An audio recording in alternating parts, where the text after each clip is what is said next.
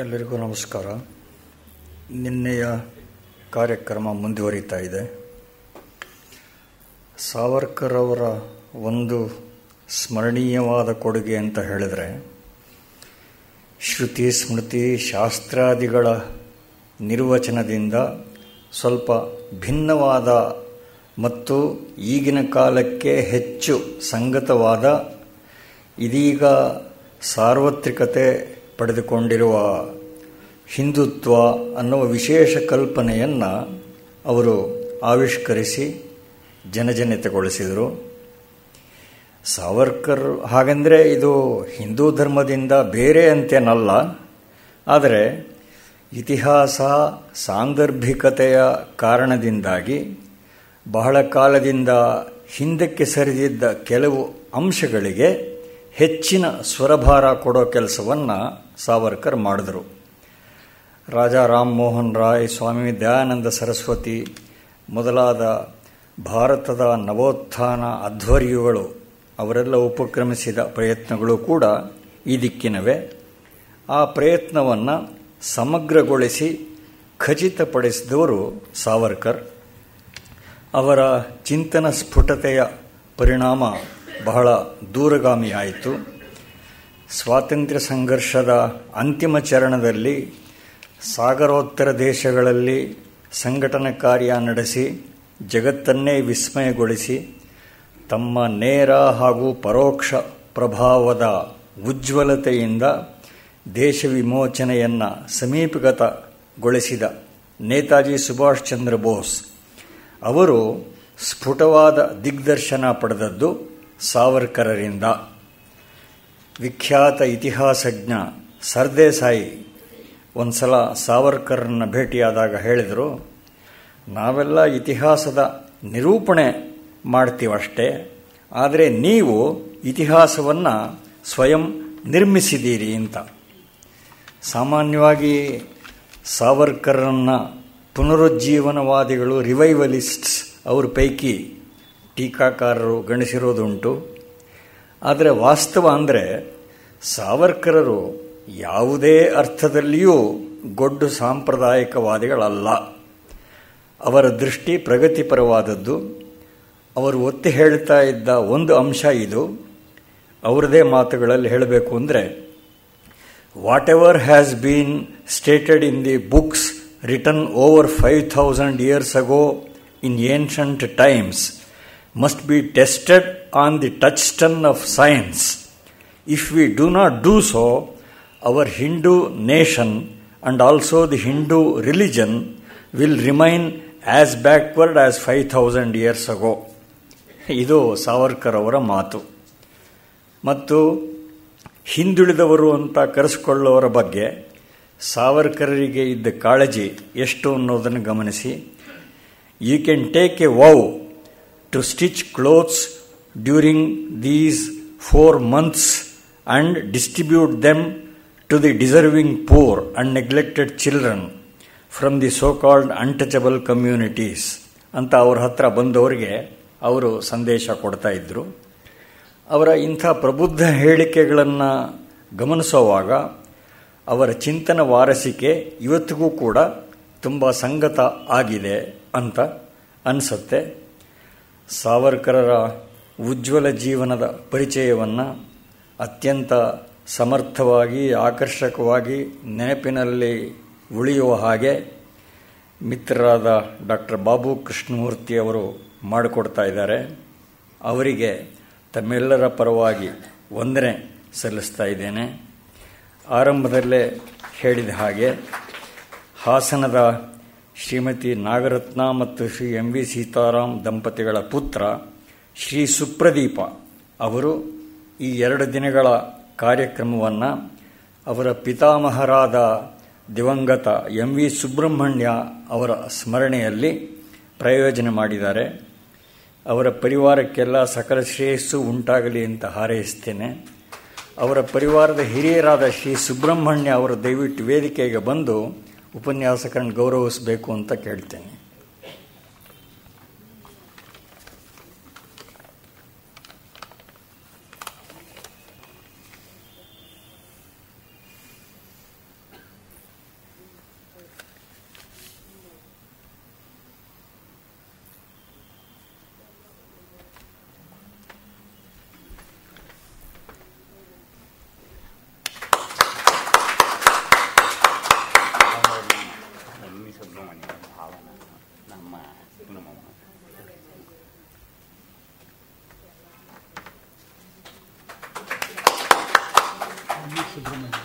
ಅವರು ನಿಮ್ಮ ತಾತ ಅವರ ಹೆಸರು ನಮ್ಮ ಭಾವ ಭಾವರ ಹೆಸರು ಸುಪ್ರದೀಪ್ನ ಅಜ್ಜ ನನಗೆ ಸ್ವಂತ ಅಕ್ಕನಿಗೆ ಶಿಕಾರಿಪುರದ ಹೊಸದು ಸುಮಾರು ಎಲ್ರಿಗೂ ನಮಸ್ಕಾರ. ನಾಳೆ ಕಾರ್ಯಕ್ರಮ 22 ಶನಿವಾರ ನಾಳೆ ಸಂಜೆ 6 ಗಂಟೆಗೆ ಹಿಂದೂಸ್ತಾನಿ ಶಾಸ್ತ್ರೀಯ ಸಂಗೀತ ಕಾರ್ಯಕ್ರಮ ಇರುತ್ತೆ. ಪಂಡಿತ್ ನಾಗಭೂಷಣ ಹೆಗಡೆ ಅವರಿಂದ ಈಗ ಉಪನ್ಯಾಸ ಮುಂದುವರಿಯುತ್ತೆ.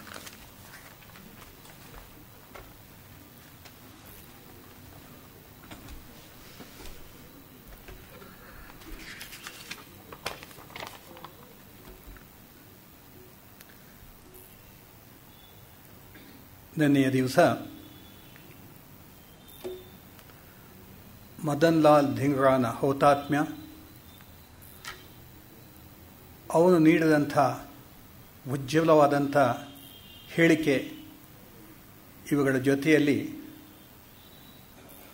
ಉಪನ್ಯಾಸದ ಮೊದಲನೇ ಭಾಗವನ್ನು ಮುಗಿಸಿದ್ವಿ.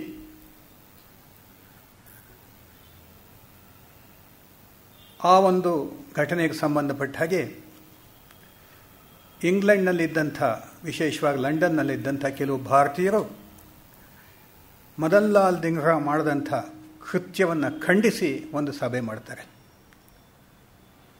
ಎಲ್ಲ ಭಾರತೀಯರೇ. ಸ್ವತಃ ಮದನ್ ಲಾಲ್ ಧಿಂಗ್ರಾ ಅಪ್ಪ ಮತ್ತು ಅವನ ಅಣ್ಣ ನಮಗೂ ಅವನಿಗೂ ಸಂಬಂಧ ಇಲ್ಲ ಅಂತ ಹೇಳಿ ವಿಚ್ಛೇದನ ಮಾಡಿದ್ದಂಥದ್ದನ್ನು ಕೂಡ ನೆನ್ನೆ ಕೇಳಿದ್ವಿ. ಈ ಸಭೆಯಲ್ಲಿ ಅನೇಕ ಜನ ಭಾರತೀಯರು ನೆರೆದಿರ್ತಾರೆ. ಅಲ್ಲಿ ಒಂದು ಖಂಡನಾ ನಿರ್ಣಯವನ್ನು ತೆಗೆದುಕೊಳ್ತಾರೆ. ಈ ಸಭೆಯು ಮದನ್ ಲಾಲ್ ಧಿಂಗ್ರಾನ ಕೃತ್ಯವನ್ನು ಖಂಡಿಸುತ್ತದೆ.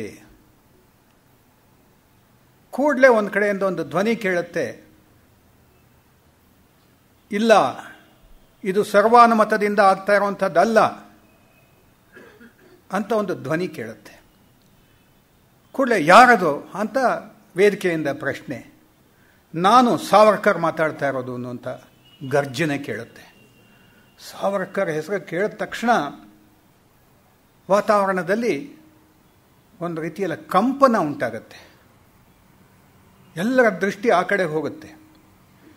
ಇಲ್ಲ, ಇದಕ್ಕೆ ನನ್ನ ಅನುಮೋದನೆ ಇಲ್ಲ ಅಂತ ಕೂಗಿದ ತಕ್ಷಣ ಒಬ್ಬ ಅಲ್ಲಿದ್ದಂಥ ಇಂಗ್ಲಿಷ್ ಯುವಕ ಬಂದು ಸಾವರ್ಕರ್ ಕೆನ್ನೆ ಹೊಡಿತಾನೆ. ಅವ್ರ ಕನ್ನಡಕ ಕೆಳಗಡೆ ಬೀಳುತ್ತೆ. ಹೌ ಈಸ್ ಇಂಗ್ಲಿಷ್ ಬ್ಲೋ ಅಂತ ಕೇಳ್ತಾನೆ ಅವನು. ಪಕ್ಕದಲ್ಲೇ ಸಾವರ್ಕರ್ ಶಿಷ್ಯ BBS ಅಯ್ಯರ್ ಇದ್ದಂಥವರು ಕೈನಲ್ಲಿ ಒಂದು ಲಾಠಿ ಇಟ್ಕೊಂಡಿರ್ತಾರೆ. ತೆಗೆದು ಅವನಿಗೆ 4 ಬಿದ್ದು how is Indian blow, how is Indian lathi ಅಂತ ಅವನು ಓಡ್ ಹೊರಟೋಗ್ತಾನೆ ಅಲ್ಲಿಂದ.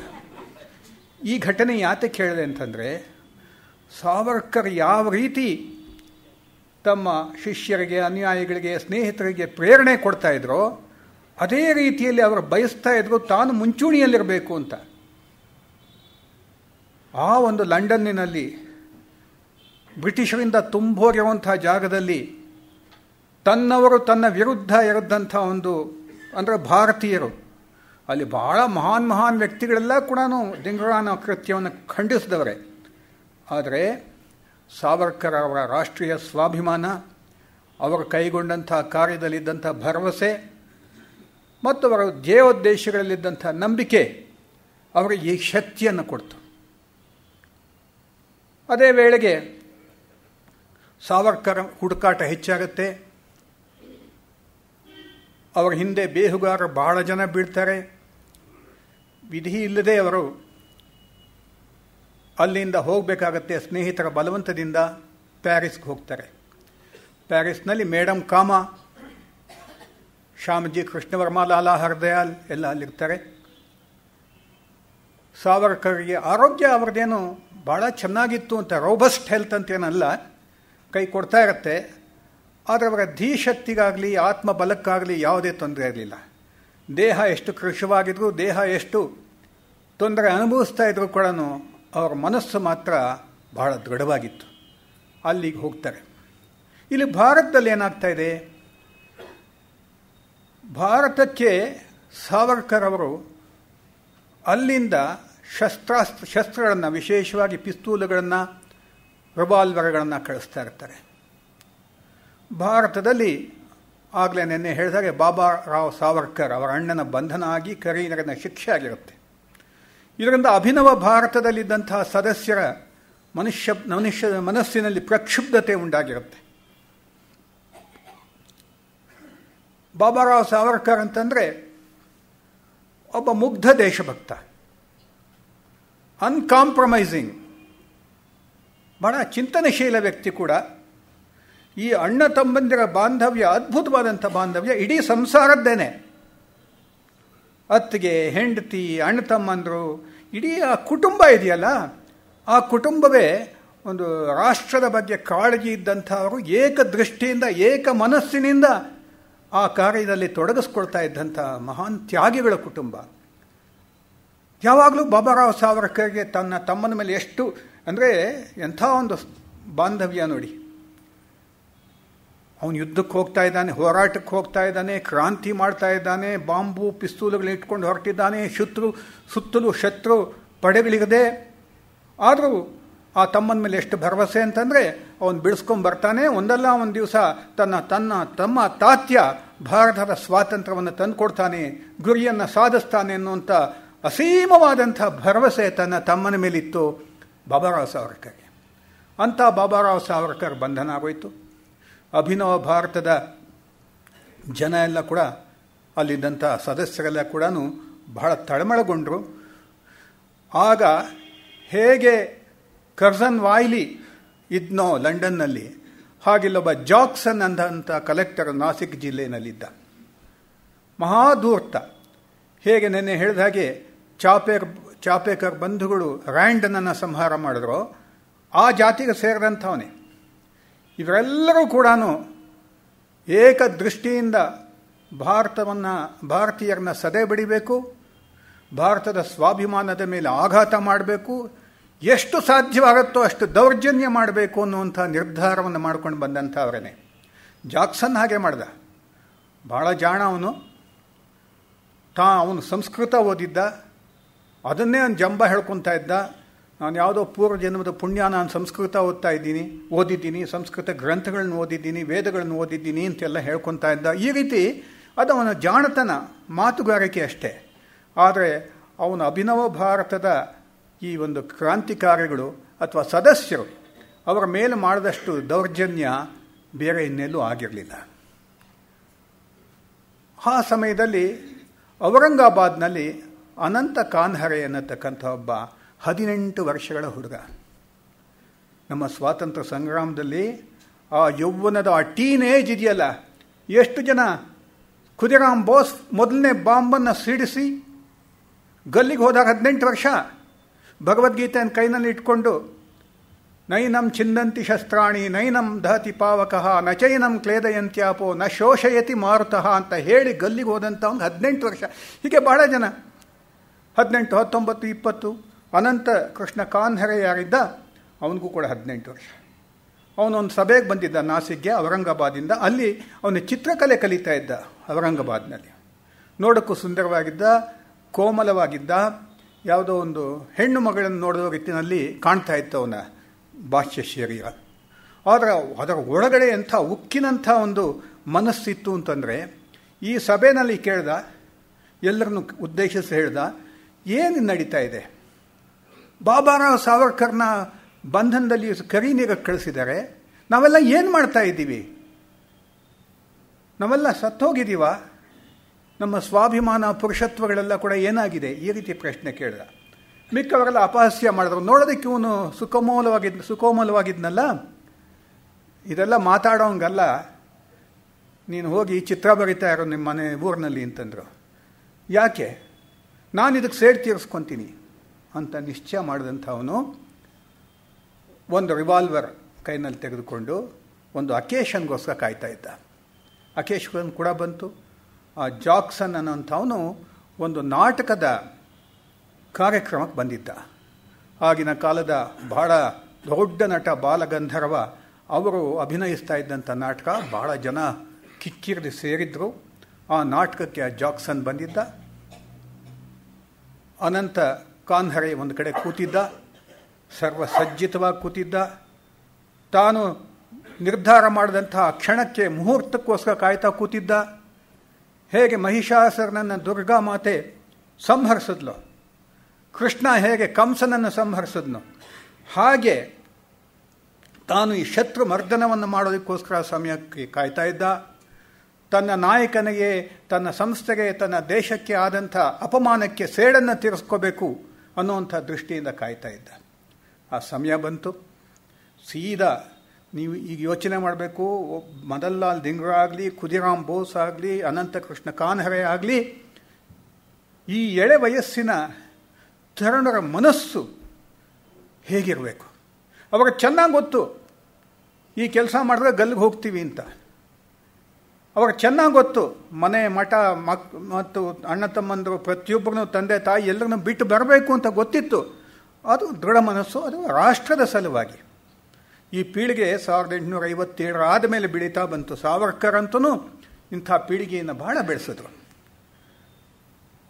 ಜಾಕ್ಸನ್ ಕೂತ್ಕೊಂಡಿದ್ದಾನೆ, ಯಾರ ಹತ್ರನ ಮಾತಾಡ್ತಾನೆ, ಹಿಂದ್ಗಡೆಯಿಂದ ಬಂದಿದ್ದೆ. ಕಾನ್ಹರೆ ಮೊದಲನೇ ಗುಂಡು ಹಾರಿಸ್ತಾನೆ.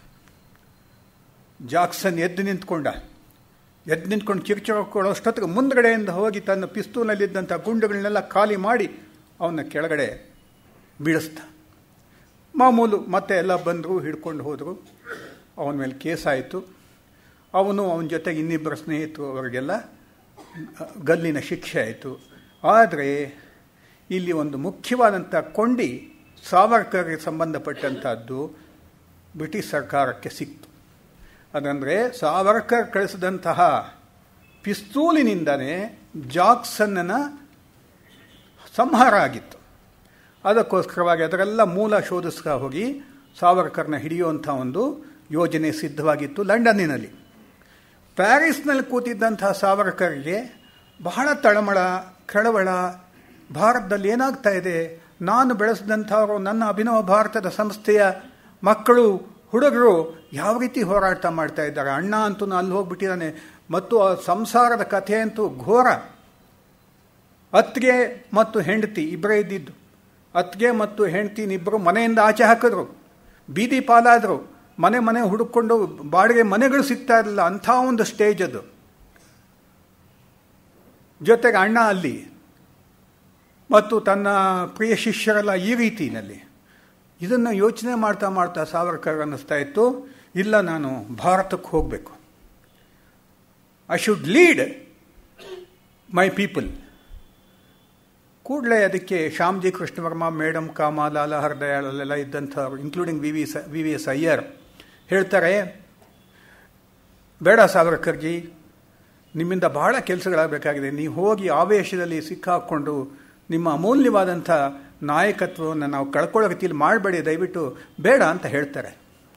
ಆದರೆ ಸಾವರ್ಕರ್ ಇಲ್ಲ, ಕೊನೆಗೆ ಅವ್ರಿಗೆ ಚರ್ಚೆಗಳಾಗತ್ತೆ, ಜಂಜಾಟಗಳಾಗತ್ತೆ. ಕೊನೆಗೆ ಲಂಡನ್ಗಾದರೂ ಹೋಗ್ತೀನಿ, ಅಲ್ಲಿರುವಂಥವ್ರ ಜೊತೆಯಲ್ಲಿ ನಾನು ಇರ್ತೀನಿ ಅಂತ ಹೇಳಿಬಿಟ್ಟು ಲಂಡನ್ಗೆ ಹೋಗ್ತಾರೆ. ಲಂಡನ್ಗೆ 1910 ಈ ಮಾರ್ಚ್ 13ನೇ ತಾರೀಕಿನ ದಿವಸ, 1910 ಮಾರ್ಚ್ 13ನೇ ತಾರೀಕಿನ ದಿವಸ ಲಂಡನ್ಗೆ ಹೋಗ್ತಾರೆ. ಟ್ರೈನ್ನಲ್ಲಿ ಮಧ್ಯರಾತ್ರಿನಲ್ಲಿ ರೈಲ್ವೆ ಸ್ಟೇಷನ್ ಇಳಿತಾರೆ. 2 ಗಂಟೆ. ಯಾರು ನನ್ನನ್ನು ಹಿಡಿತಾರೆ ಅನ್ನುವಂಥ ಒಂದು ಮೈಮರವೋ ಅಥವಾ ಹೆಚ್ಚಿನ ಆತ್ಮವಿಶ್ವಾಸವೋ ಏನೋ ಗೊತ್ತಿಲ್ಲ. ಒಟ್ಟಿನಲ್ಲಿ 2 ಗಂಟೆಯಲ್ಲಿ ಅವರ ಟ್ರೈನಿಂದ ಇಳಿತಾ ಇದ್ದ ಹಾಗೆ 4 ಕಡೆಯಿಂದ ಮಫ್ತಿನಲ್ಲಿದ್ದಂಥ CIDಗಳು, ಗುಪ್ತಚರರು ಬರ್ತಾರೆ. ಅವ್ರು ಬರ್ತಾ ಇರೋದು ನೋಡಿದ ತಕ್ಷಣ ಗೊತ್ತಾಗತ್ತೆ. ಆಮೇಲೆ ಯೂನಿಫಾರ್ಮ್ ಪೊಲೀಸ್ ಬಂದು ಅವ್ರನ್ನ ಹಿಡ್ಕೊಂಡು ಹೋಗಿ ಬಂಧಿಸಿಡ್ತಾರೆ. ಸೊ ಒಂದು ಹಂತದ ಹೋರಾಟದ ಜೀವನ ಅಲ್ಲಿಗೆ ಮುಗಿದು ಇನ್ನೊಂದು ಅಧ್ಯಾಯ ಅಲ್ಲಿಂದ ಪ್ರಾರಂಭ ಆಗತ್ತೆ. ಸಾವರ್ಕರ್ ಮೇಲೆ ಕಟ್ಲೆ ಆಗತ್ತೆ, ಕೇಸುಗಳಾಗತ್ತೆ. ಅವ್ರನ್ನ ಮತ್ತೆ ಭಾರತದಲ್ಲಿ ಅವರ ವಿಚಾರಣೆ ನಡೀಬೇಕು ಅಂತ ಒಂದು ವಾದ ಅಲ್ಲಿ ಪ್ರಸ್ತುತವಾಗುತ್ತೆ. ಆ ಸಂದರ್ಭದಲ್ಲಿ ಏಕೆಂದರೆ ಈ ಭಾರತದಲ್ಲೇ ಅವ್ರ ಪಿಸ್ತೂಲ್ ಸಿಕ್ಕಾಕೊಂಡಿರೋದು, ರಾಜದ್ರೋಹಾತ್ಮಕವಾದಂಥ ಭಾಷಣಗಳು ಇಲ್ಲಿ ಮಾಡಿದರೂ ಕೂಡ ಮುಖ್ಯವಾದಂಥ ಒಂದು ಸಾಕ್ಷಿ ಅಲ್ಲಿ ಸಿಕ್ಕಿರೋದ್ರಿಂದ ಅಲ್ಲೇ ನಡೀಬೇಕು ಅಂತ ಭಾಳ ಚರ್ಚೆಗಳು ನಡೆಯುತ್ತೆ. ಆ ಸಮಯದಲ್ಲಿ ಸಾವರ್ಕರ್ ಅಲ್ಲಿಂದ ಭಾರತಕ್ಕೆ ಹೋಗುವಂಥದ್ದು ನಿರ್ಧಾರ ಆಗುತ್ತೆ. ಒಂದು SS ಮೋರಿಯಾ ಅನ್ನತಕ್ಕಂಥ ಹಡಗಿನಲ್ಲಿ ಅವರನ್ನ ಬ್ರಿಟಿಷ್ ಸಿಪಾಯಿಗಳು ಭಾರತಕ್ಕೆ ಕರ್ಕೊಂಡ್ಬರ್ತಾ ಇದ್ದಾರೆ. ಅಲ್ಲಿ ನಡಿಬೇಕಾದಂಥ ವಿಚಾರಣೆಗೋಸ್ಕರವಾಗಿ ಅವ್ರನ್ನ ಕರೆತರಲಾಗ್ತಾ ಇದೆ. ಆದರೆ ಈ ಸಿಂಹದ ಮರಿ ಯೋಚನೆ ಮಾಡ್ತಾ ಇದೆ, ನಾನು ಹೀಗೆ ಹೋಗಿ ಸಿಕ್ಕಾಕ್ಕೊಂಡು ಜೈಲಿನಲ್ಲಿ ಕಾಳ ಕಳೆದ್ರೆ ಹೇಗೆ, ಮುಂದಿನ ಭವಿಷ್ಯ ಏನು? ಇದೇ ಅವರ ಮನಸ್ಸಿನಲ್ಲಿ ಒಂದು 5-6 ದಿವಸ ಆದಮೇಲೆ VVS ಅಯ್ಯರ್ ಅಲ್ಲಿ ಲಂಡನ್ನಲ್ಲಿ ಜೈಲಿನಲ್ಲಿದ್ದಾಗ ಬಂದು ಭೇಟಿ ಮಾಡಿದಾಗ ಸಾವರ್ಕರ್ ಹೇಳ್ತಾರೆ, if possible we shall meet in Marseilles ಅಂತ ಹೇಳಿರ್ತಾರೆ. ಒಂದು ಸಾಂಕೇತಿಕವಾದಂಥ ಪದ ಅದು. ಮಾರ್ಸೈಲ್ಸ್ ಅನ್ನತಕ್ಕಂಥ ಒಂದು ಸ್ಥಳ, ಬಂದರಿದ್ದಂಥ ಜಾಗ, ಅದೊಂದು ಪಟ್ಟಣ, ಅಲ್ಲಿ ಸಾಧ್ಯವಾದರೆ ಭೇಟಿ ಮಾಡೋಣ ಅಂತ ಹೇಳಿರ್ತಾರೆ. ಆ ಸುದ್ದಿ ಮೇಡಮ್ ಕಾಮಾ, ಲಾಲಾ ಹರ್ದಯಾಲ್ ಇವರಿಗೂ ಕೂಡ ತಲುಪಿರುತ್ತೆ, ಶ್ಯಾಮಜಿ ಕೃಷ್ಣ ವರ್ಮ. ಇವರ ಯೋಜನೆ ಇದ್ದಿದ್ದು ಸಾಧ್ಯವಾದರೆ ಅಲ್ಲಿ ತಪ್ಪಿಸ್ಕೋಬೇಕು. ಕಲ್ಪನೆ ಮಾಡಿ, ಹಡಗು, ಸುತ್ತಲೂ ಸಿಪಾಯಿಗಳು, ಹಗಲು ರಾತ್ರಿ 24x7 ಕಾವಲು, ಮತ್ತೆ ಸಮುದ್ರ. ಈತನ ಒಂದು ಕೆಚ್ಚು ಎಷ್ಟಿತ್ತು ಅಂದರೆ ಸಮುದ್ರವನ್ನು ದಾಟ್ಕೊಂಡು ಹೋಗಿ ಬಚಾವಾಗಬೇಕು, ಮುಕ್ತಿ ಪಡಿಬೇಕು ಅನ್ನತಕ್ಕಂಥ ಛಲ. ಮಾರ್ಸೈಲ್ಸ್ ಹತ್ರ ಬರೋಷ್ಟೊತ್ತಿಗೆ ಹಡಗು ಕೆಟ್ಟು ಸ್ವಲ್ಪ ಹೊತ್ತು ನಿಲ್ಲುತ್ತೆ. ಅಲ್ಲಿ ಪ್ಯಾರಿಸ್ನಿಂದ ಹೊರಟಂಥ ಮೇಡಮ್ ಕಾಮಾ, ಲಾಲಾ ಹರ್ದಯಾಳ್ ಇವರೆಲ್ಲ ಕೂಡ ಒಂದು ಕಾರ್ ತೆಗೆದುಕೊಂಡು ಇವ್ರನ್ನ ಬಚಾವ್ ಮಾಡಬೇಕು, ಹಾರಿಸ್ಕೊಂಡು ಹೋಗಬೇಕು ಅಂತ ಒಂದು ಯೋಜನೆ ಮಾಡಿಕೊಂಡು ಬರ್ತಾರೆ ಮಾರ್ಸೈಲ್ಸ್ ಕಡೆ. ಯೋಜನೆ ಪ್ರಕಾರ ಇವೆಲ್ಲ ಸರಿಯಾಗೇ ಇದೆ. ಅಲ್ಲಿ ಹಡಗಿನಲ್ಲಿ ಸಾವರ್ಕರ್ ಯೋಚನೆ ಮಾಡ್ತಾ ಇದ್ದಾರೆ ಹೇಗೆ ತಪ್ಪಿಸ್ಕೊಂಡು ಹೋಗಲಿ. ಅವ್ರನ್ನ ಕಾವಲು ಕಾಯ್ದಂಥ 2 ಸಿಪಾಯಿಗಳು ನಿದ್ದೆ ಮಾಡ್ತಾಯಿದ್ರು, ಇನ್ನೊಬ್ಬ ತೂಕಡಿಸ್ತಾ ಇದ್ದ. ಎದ್ದು ನಿಂತ್ಕೊಂಡು ಆಗಲೇ ಮೊದಲೇ ನೋಡಿದ್ವು, ಅಲ್ಲಿ ಒಂದು ಕಿಂಡಿ ಕೂಡ ಇಲ್ಲ, ಸಣ್ಣದು ಒಂದೇ ಒಂದು ಇದ್ದಿದ್ದು. ಟಾಯ್ಲೆಟ್ನಲ್ಲಿ ಒಂದು ಚಿಕ್ಕದಾದಂಥ ಸುಮಾರು ಬಹುಶಃ 1 ಅಡಿ ಇದು ಇರತಕ್ಕಂಥ ಡಯಾಮೀಟರ್ ಇರತಕ್ಕಂಥ ಒಂದು ಕಿಂಡಿ, ಅದನ್ನು ನೋಡ್ಕೊಂಡು ಬಂದಿರ್ತಾರೆ. ಆದರೆ ಇವರ ದೇಹ ಎಷ್ಟಿತ್ತೋ ಅದಕ್ಕಿಂತ ಚಿಕ್ಕದು. ಆದರೆ ಇವರ ನಿರ್ಧಾರ ಏನು, ಅದರ ಮೂಲಕ ಆಚೆ ಹೋಗಬೇಕು, ಸಮುದ್ರಕ್ಕೆ ಹಾರಬೇಕು, ಈಜ್ಕೊಂಡು ಹೋಗಬೇಕು ಅನ್ನೋಂಥ ನಿರ್ಧಾರ. ಆ ಕಾವಲ್ಗಾರನಿಗೆ ತೂಕಡಿಸ್ತಾ ಇದ್ದವನಿಗೆ ಹೇಳ್ತಾನೆ, ನಾನು ಟಾಯ್ಲೆಟ್ಗೆ ಹೋಗಬೇಕು ಅಂತ. ಅವನು ಸರಿ ನಡೀರಿ ಅಂತಾನೆ. ಟಾಯ್ಲೆಟ್ ಒಳಗಡೆ ಬರ್ತಾನೆ, ಹೋಗ್ತಾರೆ. ಆದರೆ ಅಲ್ಲೊಂದು ಗ್ಲಾಸ್ ಇರುತ್ತೆ. ಆ ಗ್ಲಾಸ್ ಮೂಲಕ ಆ ಒಬ್ಬ ಸಿಪಾಯಿ ಯಾವಾಗಲೂ ಗಮನ ಕೊಡ್ತಿರ್ತಾನೆ ಟಾಯ್ಲೆಟ್ ಒಳಗಡೆ. ಇವರೇನು ಮಾಡ್ತಾರೆ, ಜಾಣತನದಿಂದ ಮೈ ಮೇಲೆ ಹಾಕ್ಕೊಂಡಿದ್ದಂಥ ಒಂದು ಇದಿರುತ್ತಲ್ಲ, ಗೌನೋ ಬಟ್ಟೆನೋ ಏನು ಹೇಳ್ತಾರೆ, ಅದನ್ನ ತೆಗೆದು ಆ ಗ್ಲಾಸ್ ಮೇಲೆ ಹಾಕ್ತಾರೆ. ಅವ್ನು ಕೇಳ್ತಾರೆ, ಏನು ಮಾಡ್ತಾ ಇದೆಯಾ ಅಂತ. ಸಂಕೋಚ ಆಗುತ್ತೆ ಅಂತ. ಅದನ್ನ ಹಾಕಿ ಮರುಕ್ಷಣವೇ ಹಡಗು ನಿಂತೇ ಇರುತ್ತೆ. ನೋಡ್ತಾರೆ, ಎತ್ತರದಲ್ಲಿದೆ. ಹೇಗೆ ಹಾರೋದು? ಸ್ವಾತಂತ್ರ್ಯ ಲಕ್ಷ್ಮೀನ ಜ್ಞಾಪಿಸ್ಕೊತಾರೆ, ತಾಯಿನಾಡನ್ನು ಜ್ಞಾಪಿಸ್ಕೊತಾರೆ, ಶಕ್ತಿ ಕೊಡುವಂಥ ಆಂಜನೇಯನ ಪ್ರಾರ್ಥನೆ ಮಾಡ್ತಾರೆ ಮನಸ್ಸಿನಲ್ಲೇನೆ. ನೇರವಾಗಿ ಹಾರ್ತಾರೆ ಅದನ್ನು ಹಿಡ್ಕೊಳ್ಳಿಕ್ಕೆ. ಆದರೆ ಮೊದಲನೇ ಸರ್ತಿ ಆಗೋದಿಲ್ಲ, ಕೆಳಗಡೆ ಬೀಳ್ತಾರೆ. ಎಗೇನ್ ಮತ್ತೆ ಪ್ರಯತ್ನ ಮಾಡ್ತಾರೆ. ಹೀಗೆ 1-2 ಸರ್ತಿ ಪ್ರಯತ್ನ ಆದಮೇಲೆ ಅದನ್ನ ಹಿಡ್ಕೊಳ್ಳೋಕೆ ಸಾಧ್ಯ ಆಗುತ್ತೆ. ಹಾಗೆ ಸರಸರ ಹತ್ಕೊತಾರೆ. ತಲೆಯನ್ನು ಮೊದಲು ಅದಕ್ಕೆ ಆಚೆ ಕಡೆಗೆ ತಳ್ತಾರೆ. ಆಮೇಲೆ ದೇಹವನ್ನು ಸಂಕುಚಿತ ಮಾಡಿಕೊಂಡು ಸ್ವಲ್ಪ ದೇಹವನ್ನು ಆ ಕಡೆ ತೆಗೆದುಕೊಂಡು ಸಮುದ್ರದಲ್ಲಿ ಬೀಳ್ತಾರೆ. ಸಮುದ್ರದಲ್ಲಿ ಬಿದ್ದು ಈಜೋದಕ್ಕೆ ಶುರು ಮಾಡ್ತಾರೆ. ಆ ಬಿದ್ದ ಶಬ್ದಕ್ಕೆ ಅಲ್ಲೇ ಒಂದು ಕಾವಲುಗಾರ ಏನೋ ಆಗಿದೆ ಅಂತ ನೋಡ್ತಾರೆ. ಈ ಆಸಾಮಿ ಪತ್ತೆ ಇಲ್ಲ, ಅವನ ಕೋಟ್ ಮಾತ್ರ ಇದೆ ಅಲ್ಲಿ. ಕೂಡಲೇ ಅಟ್ಟಿಸ್ಕೊಂಡು ಹೋಗೋಕ್ಕೆ ಶುರು ಮಾಡ್ತಾರೆ. ಇನ್ನಿಬ್ಬರು ಒಳಗಡೆ ಜಂಪ್ ಮಾಡ್ತಾರೆ. ಹಿಂದ್ಗಡೆಯಿಂದ ಬರ್ತಾ ಇದ್ದಾರೆ ಪೊಲೀಸ್ ಸಿಪಾಯಿಗಳು, ಕಾವಲುಗಾರರು. ಇವಾಗ ಈಜ್ಕೊಂಡು ಹೋಗ್ತಾ ಇದ್ದಾರೆ. ಅಲ್ಲಿಂದ ಕಾರ್ ಬರ್ತಾ ಇದೆ. ಮೇಡಮ್ ಕಾಮಾ ಅವ್ರ ಜೊತೆಯಲ್ಲಿ ಇವರನ್ನ ಎತ್ಕೊಂಡು ರಕ್ಷಣೆ ಮಾಡ್ಕೊಂಡು ಹೋಗೋದಕ್ಕೆ ಸುಮಾರು 10 ನಿಮಿಷಗಳು, ಅವರೇ ಹೇಳಿದ ಹಾಗೆ 10 ನಿಮಿಷಗಳ ಕಾಲ ಈಜ್ಕೊಂಡು ಬಂದು ದಡಕ್ಕೆ ಬರ್ತಾರೆ. ಬಟ್ಟೆ ಸರಿ ಇಲ್ಲ, ಒದ್ದೆ ಬಟ್ಟೆ. ಹಿಂದ್ಗಡೆ ನೋಡಿದ್ರೆ ಅಟ್ಟಿಸ್ಕೊಂಡ್ಬರ್ತಾ ಇದ್ದಾರೆ ಸಿಪಾಯಿಗಳು. ಆ ಮಾರ್ಸೈಲ್ಸ್ ರಸ್ತೆಗಳಲ್ಲಿ ಓಡೋಕ್ಕೆ ಶುರು ಮಾಡ್ತಾರೆ. ನನ್ನ ರುಧಿರಾಭಿಷೇಕದಲ್ಲಿ ಇದರದ ವಿವರಗಳೆಲ್ಲ ಬಹಳ ಚೆನ್ನಾಗಿದೆ. ಯಾರಾದರೂ ಸಿಕ್ಕಿದ್ರೆ ಪುಸ್ತಕ ಓದಿ. ಅದು ಬಹಳ ಅಧಿಕೃತವಾಗಿ ನಾನು ಸಂಗ್ರಹ ಮಾಡಿ ಬರೆದಿರುವಂಥ ಸನ್ನಿವೇಶಗಳದು. ಸೀದಾ ಹೋಗ್ತಾರೆ. ಅಲ್ಲಿಂದ ಕಾರೇನೋ ಬರ್ತಾ ಇದೆ, ಎಷ್ಟೋ ಸ್ವಲ್ಪ ದೂರದಲ್ಲಿ. ರಸ್ತೆಯಲ್ಲಿ ಓಡೋಗ್ತಾ ಇದ್ದಾರೆ, ಹಿಂದ್ಗಡೆ ಸಿಪಾಯಿಗಳು ಬರ್ತಾ ಇದ್ದಾರೆ. ಏನು ಮಾಡೋದು ಗೊತ್ತಾಗ್ತಾ ಇಲ್ಲ. ಅಲ್ಲೊಬ್ಬ ಫ್ರೆಂಚ್ ಇವನಿರ್ತಾನೆ, ಪೊಲೀಸ್ನವನು. ಅವನಿಗೋಗಿ ಹೇಳ್ತಾರೆ, ನಾನು ಈ ರೀತಿ ಇಂಗ್ಲೆಂಡ್ನಲ್ಲಿ ನಾನು ಕೈದಿಯಾಗಿದ್ದಂಥವನು, ನನ್ನನ್ನು ಕರ್ಕೊಂಡೋಗಿ ಪೊಲೀಸ್ ಸ್ಟೇಷನ್ಗೆ ಒಪ್ಸು, ಪೊಲೀಸ್ ಅಧಿಕಾರಿ ಹತ್ರ ನಾನು ಮಾತಾಡಬೇಕು ಅಂತ ಹೇಳ್ತಾರೆ. ಅವನಿಗೆ ಗೊತ್ತಾಗೋಲ್ಲ, ಈಗ ಭಾಷೆನೇ ಗೊತ್ತಾಗಲಿಲ್ವೋ ಏನೋ ಅವ್ನು ಬೆಬ್ಬೆಬ್ಬೆ ಅಂತಿರ್ತಾನೆ. ದಯವಿಟ್ಟು ನನ್ನಲ್ಲಿ ಕರ್ಕೊಂಡು ಹೋಗುವಂತ ಎಷ್ಟೋ ಪ್ರಾರ್ಥನೆ ಮಾಡ್ಕೊತಾರೆ. ಅಷ್ಟೊತ್ತಿಗೆ ಹಿಂದ್ಗಡೆಯಿಂದ ಬಂದಂಥ ಸಿಪಾಯಿಗಳು ಆ ಪೊಲೀಸ್ನವನಿಗೆ ಲಂಚ ಕೊಟ್ಟು ಮತ್ತೆ ಇವ್ರನ್ನ ಹಿಡ್ಕೊಂಡು ಹೋಗಿ SS ಮೋರಿಯಾದಲ್ಲಿ ಹಾಕ್ತಾರೆ. ಇವಾಗ ಕ್ಷಣಕಾಲದ ಒಂದು ಅರ್ಧ ಗಂಟೆ, ಮುಕ್ಕಾಲು ಗಂಟೆ, 1 ಗಂಟೆಯ ಮುಕ್ತಿ ಅಲ್ಲಿಗೆ ಮುಕ್ತಾಯವಾಗುತ್ತೆ. ಮತ್ತೆ ಬಂಧನದಲ್ಲಿ ಒಳಗಡೆ ಹೋಗ್ತಾರೆ. ಅಲ್ಲಿಂದ ಮೇಡಮ್ ಕಾಮ, ಲಾಲಹಾರ್ದಯಾಲ್ ಇವರೆಲ್ಲ ಬಂದು ನೋಡಿ ಪೆಚ್ಚು ಮೊರೆ ಹಾಕ್ಕೊಂತಾರೆ.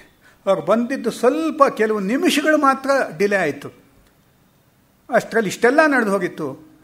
ಮತ್ತೆ ಈ ಸುದ್ದಿ ಎಲ್ಲ ಕಡೆ ಪ್ರಸಾರ ಆಯಿತು. ಎಲ್ಲ ಕಡೆ ಭಾರತದಲ್ಲಂತೂ ಕ್ರಾಂತಿಕಾರಿಗಳಿಗೆ ಅದೊಂಥರ ಸ್ಫೂರ್ತಿಯ ಒಂದು ನೋಡಿ, ಸಣ್ಣ ಸಣ್ಣ ಘಟನೆಗಳು ಕೂಡ ಅದೆಂಥ ಒಂದು ಶಕ್ತಿಯನ್ನು ಕೊಡುತ್ತೆ ಯುವಕರಿಗೆ, ಕ್ರಾಂತಿಕಾರಿಗಳಿಗೆ. ಅಂದರೆ ಕೇವಲ ಗಂಟೆಗಳ ಗಟ್ಟಲೆ ಭಾಷಣ ಮಾಡಿದ್ರೆ, ಪುಟಗಳ ಗಟ್ಟಲೆ ಬರೆದ್ರೆ ಅಲ್ಲ, ಈ ರೀತಿ ಒಂದು ಘಟನೆ ಮುಂದಿನ ನಮ್ಮ ಕ್ರಾಂತಿಕಾರಿಗಳ, ಸ್ವಾತಂತ್ರ್ಯ ಹೋರಾಟಗಾರರ ಹೋರಾಟಕ್ಕೆ ಒಂದು ಇಂಧನವಾಯಿತು. ನನ್ನ ರುದ್ರಾಭಿಷೇಕದಲ್ಲಿ ಅದನ್ನು ವಿವರಿಸಿದ್ದೀನಿ. ಹೇಗೆ ಬಾಗ ಜತೀನ್ ಮತ್ತು ಸ್ನೇಹಿತರವರೆಲ್ಲ ಕೂತ್ಕೊಂಡು ಈ ಘಟನೆನೆಲ್ಲ ನೆನಪಾಗ್ತಾ ಅವರ ಹೋರಾಟದ ಒಂದು ನಿರ್ಧಾರವನ್ನು ಬಲಪಡಿಸ್ಕೊಂಡ್ರು. ಅಂದರೆ ಇದು ಜ್ಯೋತಿ ಸೆ ಜ್ಯೋತಿ ಜಲಾತೆ ಚಲೋ ಅಂತ ಹೇಳ್ತಾರಲ್ಲ, ದೀಪದಿಂದ ದೀಪ ಹಚ್ಕೊಂಡು ಹೋಗೋದು ಅಂತ. ಈ ರೀತಿ ತ್ಯಾಗದ ದೀಪವನ್ನು ಸಾವರ್ಕರ್ ಆಗಲಿ, ಭಗತ್ ಸಿಂಗ್ ಆಗಲಿ, ಚಂದ್ರಶೇಖರ್ ಆಜಾದ್ ಆಗಲಿ, ವಾಸುದೇವ್ ಬಲವಂತ್ ಫಡ್ಕೆ ಆಗಲಿ, ಚಾಪೇಕರ್ ಬ್ರದರ್ಸ್ ಆಗಲಿ, ಇವ್ರು ಮಾಡ್ತಾ ಮಾಡ್ತಾ ಮಾಡ್ತಾ ಬಂದಿದ್ದಕ್ಕೋಸ್ಕರವೇ ಒಂದು ದಿವಸ ಸ್ವಾತಂತ್ರ್ಯದ ಒಂದು ಹೋರಾಟದ ಒಂದು ಹಂತ ಆ ಕ್ಲೈಮ್ಯಾಕ್ಸ್ ಹೋಗಿ ಮುಟ್ಟೋದಕ್ಕೆ ಸಾಧ್ಯವಾಗಿದ್ದು. ಅಕ್ಷರಶಃ ತಮ್ಮ ರಕ್ತವನ್ನು ತೈಲ ಧಾರೆಯನ್ನಾಗಿ ಮಾಡಿ ಈ ಒಂದು ಸ್ವಾತಂತ್ರ್ಯ ಜ್ಯೋತಿಯನ್ನು ಬೆಳಗಿಸಿದಂಥ ಮಹಾನುಭಾವರಿವರು. ಆದರೆ ನಮ್ಮ ದೇಶ ಆನಂತರ ಎಷ್ಟು ಕೃತಜ್ಞತೆಯನ್ನು ತೋರಿಸ್ತು, ಕೃತಜ್ಞವಾಗಿತ್ತು ಅನ್ನೋಂಥದ್ದು ಆಮೇಲೆ ನೋಡೋಣ. ಮತ್ತೆ ಇಲ್ಲಿ ಬರ್ತಾರೆ, ಇಲ್ಲಿ ಕೇಸ್ ನಡೆಯುತ್ತೆ. ಕೇಸ್ನಲ್ಲಿ ಇವರಿಗೆ ಜೀವಾವಧಿ ಶಿಕ್ಷೆ. ಜೀವಾವಧಿ ಶಿಕ್ಷೆ ಅಂದರೆ 25 ವರ್ಷ. ಡಬಲ್ ಜೀವಾವಧಿ ಶಿಕ್ಷೆ, 50 ವರ್ಷಗಳು ಜೈಲಿನಲ್ಲಿ ಕಾಲ ಕಳಿಬೇಕು. ಆ ರೀತಿ ಶಿಕ್ಷೆ ಒಂದು ತೀರ್ಪು ಬರುತ್ತೆ. ಅಂದರೆ ಅವ್ರು ಬಿಡುಗಡೆ ಆಗಿದ್ರೆ 1960ನೇ ಇಸ್ವಿಲಿ ಬಿಡುಗಡೆ. 50 ವರ್ಷಗಳು ಅಂಡಮಾನ್ನಲ್ಲಿ ಅವರ ಶಿಕ್ಷೆ. ಯರವಾಡ ಜೈಲಿನಲ್ಲಿ ಹಾಕ್ತಾರೆ. ಆಮೇಲೆ ಮದ್ರಾಸ್ ಮೂಲಕ ಅವ್ರನ್ನ ಅಂಡಮಾನಕ್ಕೆ ಕರ್ಕೊಂಡು ಹೋಗುವಂಥ ಒಂದು ಯೋಜನೆ ಆಗುತ್ತೆ. ಅಲ್ಲಿ ಬರ್ತಾ ಇರೋವಾಗ ಅವ್ರಿಗೊಂದು ಸುದ್ದಿ ತಲುಪಿ ಅವ್ರಿಗೆ ಬಹಳ ಸಂತೋಷ ಆಗುತ್ತೆ.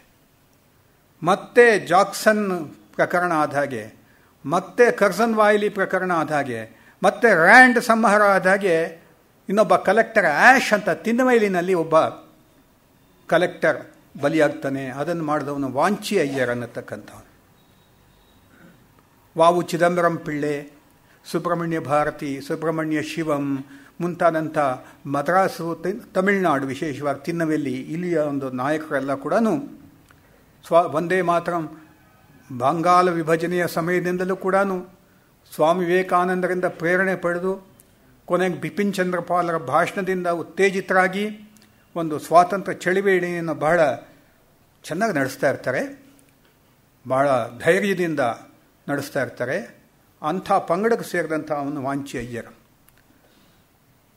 ಅವರ ಜೊತೆಗಾರರು ನೀಲಕಂಠ ಬ್ರಹ್ಮಚಾರಿ ಅಂತ. ಅವ್ರನ್ನ ನೋಡಿ ಅವರ ಜೊತೆಯಲ್ಲಿ ಬಹಳ ಸಮಯ ಕಳೆಯುವಂಥ ಒಂದು ಭಾಗ್ಯ ನನಗಿತ್ತು. ಇನ್ನೂ ಕೆಲವರು ಯಾರಾದರೂ ಇತ್ತೇನೋ ಗೊತ್ತಿಲ್ಲ ಇಲ್ಲಿರುವಂಥವ್ರಿಗೆ. ಅವರು ಹೋರಾಟಗಳು ಎಲ್ಲ ಅವ್ರದ್ದು ಒಂದು ಬಹಳ ರೋಮಾಂಚಕಾರಿ ಜೀವನ. ಕೊನೆಗೆ ಒಂಥರ ಪರಿವ್ರಾಜಕನ ಜೀವನ, ಸನ್ಯಾಸಿಯ ಜೀವನ. ಅವರೇನು ಕಾವಿ ಹುಡ್ತಾ ಇರಲಿಲ್ಲ. ಒಂದು ಪಂಚೆ, ಒಂದು ಶಲ್ಯ ಅನ್ನೋದಕ್ಕಿಂತ ಟವಲ್ ಇದು ಹಾಕ್ಕೊಂಡು ನಂದಿ ಬೆಟ್ಟದ ಹತ್ರ ಚನ್ನಗಿರಿ, ಅಲ್ಲಿ ಅವರು ತಮ್ಮ ಕೊನೆಯ ದಿನಗಳನ್ನ ಕಳೆದರು.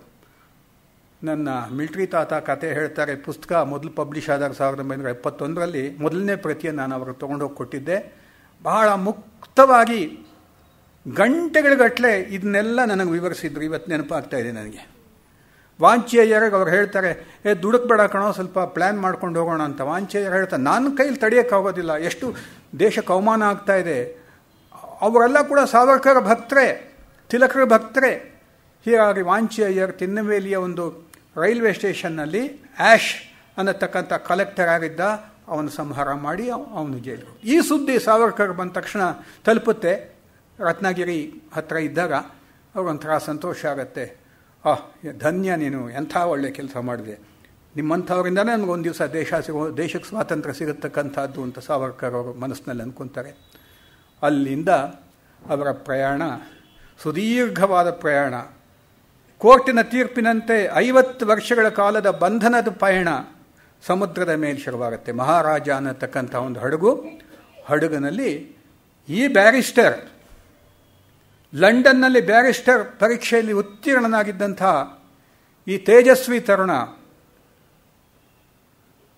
ಅದ್ಭುತವಾದಂಥ ನಾಯಕತ್ವವನ್ನು ಕೊಟ್ಟು 100 ಜನ ಯುವಕರಿಗೆ ಪ್ರೇರಣೆಯನ್ನು ಕೊಟ್ಟಂಥವನು, ನೇರವಾಗಿ ಪರೋಕ್ಷವಾಗಿ ಇಡೀ ದೇಶಕ್ಕೆ ಒಂದು ಸ್ವಾತಂತ್ರ್ಯದ ಒಂದು ಸಂದೇಶವನ್ನು ಕಳಿಸಿದಂಥವನು, ಬ್ರಿಟಿಷರ ವಿರುದ್ಧ ಹೋರಾಟದ ಕಹಳೆಯನ್ನು ಮೊಳಗಿಸಿದಂಥ ಈ ಯುವಕ ಹೇಗೆ ಹೋಗ್ತಾ ಇದ್ದ ಗೊತ್ತಾ? ಇದರಲ್ಲಿ ಹಡಗಿನಲ್ಲಿ ಬಟ್ಟೆಗಳಿಲ್ಲ, ಎಲ್ಲ ಕೈದಿಗಳು, ಆ ಕೈದಿಗಳು ಕೊಲೆಗಡಕರು ಮತ್ತು ಡಕಾಯಿತರು, ಇಂಥ ಎಲ್ಲ ವಕ್ರವಾಗಿದ್ದಂಥ, ಒಳ್ಳೆ ನಾವು ಸಿನಿಮಾಗಳಲ್ಲೋ ಅಥವಾ ರಾಕ್ಷಸರ ವರ್ಣನೆ ಕೇಳ್ತೀವಲ್ಲ ಹಾಗಿದ್ದಂಥ ವ್ಯಕ್ತಿಗಳ ನಡುವೆ ಈ ಒಂದು ಬೆಳ್ಳಗಿದ್ದಂಥ, ಹೆಚ್ಚು ಎತ್ತರವಿಲ್ಲದೆ ಇದ್ದಂಥ ವ್ಯಕ್ತಿ, ಕಂಕಳಲ್ಲಿ ಹಾಸಿಗೆಯ ಸುರಳಿ ಜಮಖಾನ, ಕೈನಲ್ಲಿ ಒಂದು ಬಟ್ಲು, ಕುತ್ತಿಗೆಗೆ, ಕೈಗಳಿಗೆ, ಕಾಲಿಗೆ ಬೇಡಿಗಳು, ಒಂದೊಂದು ಹೆಜ್ಜೆ ಇಡಬೇಕಾದ್ರೆ ಝಣ್ ಝಣ್ ಝಣ್ ಅಂತ ಶಬ್ದ. ಅವೆಲ್ಲರ ಜೊತೆಯಲ್ಲಿ ಹೋಗಿ ಹಡಗಿನಲ್ಲಿ ಕೆಳಗಡೆ ಭಾಗದಲ್ಲಿ ತಳ್ತಾರೆ ಅವ್ರನ್ನೆಲ್ಲ. ಇದಕ್ಕಿಂತಲೂ ರಾತ್ರಿ ಮಲಗಿದ್ದಾಗ ಕೆಟ್ಟ ವಾಸನೆ ಬರುತ್ತೆ. ಆ ಕೆಟ್ಟ ವಾಸನೆ ಇಲ್ಲಿಂದ ಬಂತು ಅಂತ ಪಕ್ಕದಲ್ಲಿ ಇನ್ನೊಬ್ಬ ಇರ್ತಾನೆ, ಕೇಳಿದ್ರೆ ಅಲ್ಲಿ ತೋರಿಸ್ತಾನೆ. ಅಲ್ಲೊಂದು ಅರ್ಧ ಡಬ್ಬ, ಒಂದು ಡ್ರಮ್, ಅದನ್ನ ಅರ್ಧ ಕಟ್ ಮಾಡಿರುತ್ತೆ. ಅದು ಪಾಯಖಾನೆ, ಅದು ಟಾಯ್ಲೆಟ್. ಅಲ್ಲೊಬ್ಬ ತನ್ನ ಮಲ ವಿಸರ್ಜನೆಯ ಕೆಲಸ ಮಾಡ್ತಿರ್ತಾನೆ. ಅದರ ವಾಸನೆ ಇಲ್ಲಿ ಬಂದು ಬೆಳೀತಾ ಇರುತ್ತೆ. ಈ ಬ್ಯಾರಿಸ್ಟರ್ ಮಹಾಶಯ ಅದನ್ನು ಕೂತ್ಕೊಂಡು ಏನಿದು ಅಂತ ಕೇಳ್ತಾನೆ ಪಕ್ಕ. ನೋಡಿ ಸ್ವಾಮಿ ಅಲ್ಲಿ ಅಂತ ಹೇಳ್ತಾನೆ ನಮ್ಮ ಜೊತೇಲಿದ್ದಂಥ ಅವನು. ಹೇಳ್ತಾನೆ, ನೀವು ಬಹಳ ವಿದ್ಯಾವಂತರು, ನೀವು ಇಲ್ಲಿರೋದು ಬೇಡ, ಆ ಕಡೆ ನೀವು ಆ ಕಡೆ ಹೋಗಿ, ನಾನು ಈ ಕಡೆ ಬರ್ತೀನಿ ನೀವು ಅಂಥೇಳಿ ಅವ್ರ ಪಕ್ಕದಲ್ಲಿ ಮಲಗಿಸ್ತಾರೆ. ಇಡೀ ರಾತ್ರಿ ಇದೆ, ಒಬ್ಬ ಬಿಟ್ಟರೆ ಇನ್ನೊಬ್ಬ ಬರೋನು, ಒಬ್ಬ ಬಿಟ್ಟರೆ ಇನ್ನೊಬ್ಬ ಬರೋನು. ಈ ರೀತಿ ಅಂಡಮಾನ್ಸ್ಗೆ ಹೋಗಿ ತಲುಪ್ತಾರೆ. ಅಂಡಮಾನ್ನಲ್ಲಿ ಮೊದಲೇ ಅವರ ಅಣ್ಣ ಬಾಬಾರಾವ್ ಸಾವರ್ಕರ್ ಅಲ್ಲಿದ್ದುಬಿಡ್ತಾನೆ. ಅವರು ತಮ್ಮ ಎಷ್ಟು ನವಿರೋ, ಅವರಂಥ ಉಗ್ರ ದೇಶಭಕ್ತ, ಅವರು ಉಗ್ರ ದೇಶಭಕ್ತ. No compromise for anything. ಹೆಂಡತಿ ಯೇಸುಬಾಯಿ, ಆಕೆ ಮತ್ತು ನಾದಿನಿ ಯಮುನಾ ಅಲ್ಲೆಲ್ಲ ಒದ್ದಾಡ್ತಾ ಇದ್ದಾರೆ. ಬಾಳಾರಾವ್ ಸಾವರ್ಕರ್, ನಾರಾಯಣರಾವ್ ಸಾವರ್ಕರ್ ತಮ್ಮ ಒದ್ದಾಡ್ತಾ ಇದ್ದಾನೆ. ಯಾವುದು ಚಿಂತೆ ಇಲ್ಲ. ಇವರಿಗೆ ಹುಚ್ಚು ಅಂತ ಹೇಳ್ತೀವಲ್ಲ, ಹೇಳಿದ್ರು ಹೇಳ್ಬೋದು, ಇದೊಂಥರ ಹುಚ್ಚು, ದೇಶಭಕ್ತಿಯ ಹುಚ್ಚು, ದೇಶ ಪ್ರೇಮದ ಹುಚ್ಚು, ಭಾರತವನ್ನು ಬ್ರಿಟಿಷರಿಂದ ಬಿಡುಗಡೆ ಮಾಡಬೇಕು ಅನ್ನುವಂಥದ್ದು ಹುಚ್ಚು. ಆ ಹುಚ್ಚಿಗೋಸ್ಕರವಾಗಿ ಏನನ್ನು ಬೇಕಾದರೂ ನಾನು ಸ್ಯಾಕ್ರಿಫೈಸ್ ಮಾಡ್ತೀನಿ ಅನ್ನತಕ್ಕಂಥ ಹುಚ್ಚು. ಹೀಗೆ ಅಲ್ಲಿ ಅವರು ಹೋಗಿರ್ತಾರೆ. ಸಾವರ್ಕರ್ ಹೋಗ್ತಾರೆ ಅಲ್ಲಿಗೆ. ಅಂಡಮಾನ್ಸ್ನಲ್ಲಿ ಸೆಲ್ಯುಲಾರ್ ಜೈಲ್ ಸುಪ್ರಸಿದ್ಧವಾದಂಥದ್ದು. ಇದು ಕೆಲವರಾದರೂ ಹೋಗಿ ನೋಡ್ಕೊಂಡು ಬಂದಿರ್ಬೋದು. ಆ ಅಂಡಮಾನ್ಸ್ಗೆ ಹೋಗೋದು ಇವತ್ತಿನ ದಿವಸ ಸ್ವಲ್ಪ ಫ್ಯಾಷನ್ ಆಗಿದೆ ಅಂತ ಇಟ್ಕೊಳ್ಳಿ. ಕೆಲವರೆಲ್ಲ ಹೋಗೋದು ಬರೋದು ಮಾಡ್ತಿರ್ತಾರೆ. ಅಲ್ಲಿ ಆ ಸೆಲ್ಯುಲಾರ್ ಜೈಲ್ನಲ್ಲಿ ಇವರಿಗೆ ಶಿಕ್ಷೆ. ಈ ಬ್ಯಾರಿಸ್ಟರ್ ಮಹಾಶಯನ್ಗೆ ಶಿಕ್ಷೆ ಅಂದರೆ ಏನು, ಅದರ ವರ್ಣನೆ ಮಾಡ್ತಾ ಹೋದರೆ ದಿನಗಳು ಕಳೆದು ಹೋಗ್ಬಿಡ್ತವೆ. ಅಷ್ಟೆಲ್ಲ ಹೇಳಕ್ಕೆ ಹೋಗೋದಿಲ್ಲ. ಅಂಥ ನರಕ ಇನ್ನೊಂದಿಲ್ಲ, ಭೂಲೋಕದ ನರಕ ಅದು. ಅಲ್ಲಿ ಮನುಷ್ಯ ಅದು ಬರೀ ಅವನ ನಂಬರ್ ಅಷ್ಟೇ. ಅವನು ಎದೆ ಮೇಲೆ ತೂಗು ಹಾಕಿದ್ರಲ್ಲ ಆ ನಂಬರ್, ಅವನಿಗೇನು ವ್ಯಕ್ತಿತ್ವ ಇಲ್ಲ. ಅವನು ಬ್ಯಾರಿಸ್ಟರೋ ಮತ್ತೊಂದೋ ಜಡ್ಜೋ ಮಗದೊಂದೋ, ಯಾರು ನೋ ಬಡಿ ಕೇರ್ಸ್. ನಂಬರ್ ಅಲ್ಲಿ ಕರೀತಾ ಇದ್ದಿದ್ದು number. Savarkar became A number. ದಿನ ಬೆಳಗಾದರೆ ಎಪ್ಸೋದು ಯಾವಾಗಲೂ, ಸ್ನಾನ ಯಾವಾಗಲೂ ಒಂದು ವಾರಕ್ಕೋ 10 ದಿವಸಕ್ಕೋ, 2 ಚೊಂಬೋ 3 ಚೊಂಬೋ ಅಷ್ಟೇ. ಅವನು ಸಿಪಾಯಿ ಹೇಳೋನು, ಒಂದು ಶಬ್ದ ಮಾಡೋನು, 1 ಅಂತ ನಾನು ಹೇಳೋನು, ಕೂಡಲೇ 1 ಚೊಂಬು ನೀರು ಹಾಕ್ಕೋಬೇಕು, ಚೆನ್ನಾಗಿ ಮೈ ಉಜ್ಕೋಬೇಕು. ಅವ್ನು ನಂಬರ್ 2 ಅಂತ ಹೇಳೋ ಅಷ್ಟೊತ್ತಿಗೆ ಮೈ ಉಜ್ಜಿರೋದು ಮುಗಿಸ್ಬೇಕು, ಆ ನೀರು ಹಾಕ್ಕೋಬೇಕು, ಮತ್ತೆ ಇನ್ನೊಂದು ಸರ್ತಿ ಇನ್ನೊಂದು ಚೊಂಬು ಹಾಕೋಬೇಕು, ಅಲ್ಲಿಗೆ ಸ್ನಾನ ಮುಗೀತು. ಆಮೇಲೆ ಕೆಲಸ, ದೇಶಭಕ್ತರಿಗೆ, ರಾಜಕೀಯ ಕೈದಿಗಳಿಗೆ ಕೊಡ್ತಾ ಇದ್ದಂಥ ಶಿಕ್ಷೆ ಅಮಾನುಷ. ಡಕಾಯಿತರಿಗೂ ಕೊಡ್ತಾ ಇರಲಿಲ್ಲ, ಕೂನಿ ಮಾಡಿದಂಥವ್ರಿಗೆ ಕೊಡ್ತಾ ಇರಲಿಲ್ಲ. ಆದರೆ ದೇಶಭಕ್ತರಿಗೆ, ರಾಜಕೀಯ ಕೈದಿಗಳಿಗೆ ಬಹಳ ಅಮಾನುಷವಾದ್ದು. 1857ರಲ್ಲಿ ಬಂಧನಕ್ಕೊಳಗಾದಂಥವ್ರು ಅನೇಕ ಜನ ಇದ್ದರು. ಆನಂತರ ಬಂಗಾಲದ ಕ್ರಾಂತಿಕಾರಿಗಳು ಕೆಲವರೆಲ್ಲ ಅಲ್ಲಿ ಬಂದಿದ್ದರು, ಮತ್ತು ಮಿಕ್ಕವರೆಲ್ಲ. ಆದರೆ ಜೈಲಿನ ವಾಸ ಅನ್ನೋದು ಕಥೆ ಕೇಳಕ್ಕೆ ಯುದ್ಧಸ್ಯ ವಾರ್ತಾರಮ್ಯ ಅಂತ ಕೇಳೋದಕ್ಕೆ ಬಹಳ ಚೆನ್ನಾಗಿರುತ್ತೆ. ಆದರೆ ಆ ಏಕಾಕಿತನ, ಆ ಹಿಂಸೆ, ಆ ಆಹಾರ, ಹೊಟ್ಟೆಗೆ ಆಹಾರ ಇಲ್ಲ, ಏನೋ ಒಂದು ಎಸಿತಾ ಇದ್ರು, ಒಂದಷ್ಟು ಅದನ್ನು ವರ್ಣನೆ ಮಾಡೋಕ್ಕಾಗೋದಿಲ್ಲ. ಹುಳ ಹುಪ್ಪಳ ಬಿದ್ದಿರುವಂಥ ಅನ್ನ ಹಾಕ್ತಾಯಿದ್ರು, ಅನ್ನದಂಥದ್ದು. ಹಿಟ್ಟನ್ನು ಬೇಯಿಸಿಬಿಟ್ಟು ಅದನ್ನು ಕೊಡ್ತಾಯಿದ್ರು. ಇವರೆಲ್ಲನೂ ಕಾಡಿಗೆ ಹೋಗಿ ಅಲ್ಲಿಂದ ಸೊಪ್ಪು ಸದೆ ಕಿತ್ಕೊಂಡ್ಬರ್ತಾಯಿದ್ರು ಕೈದಿಗಳು.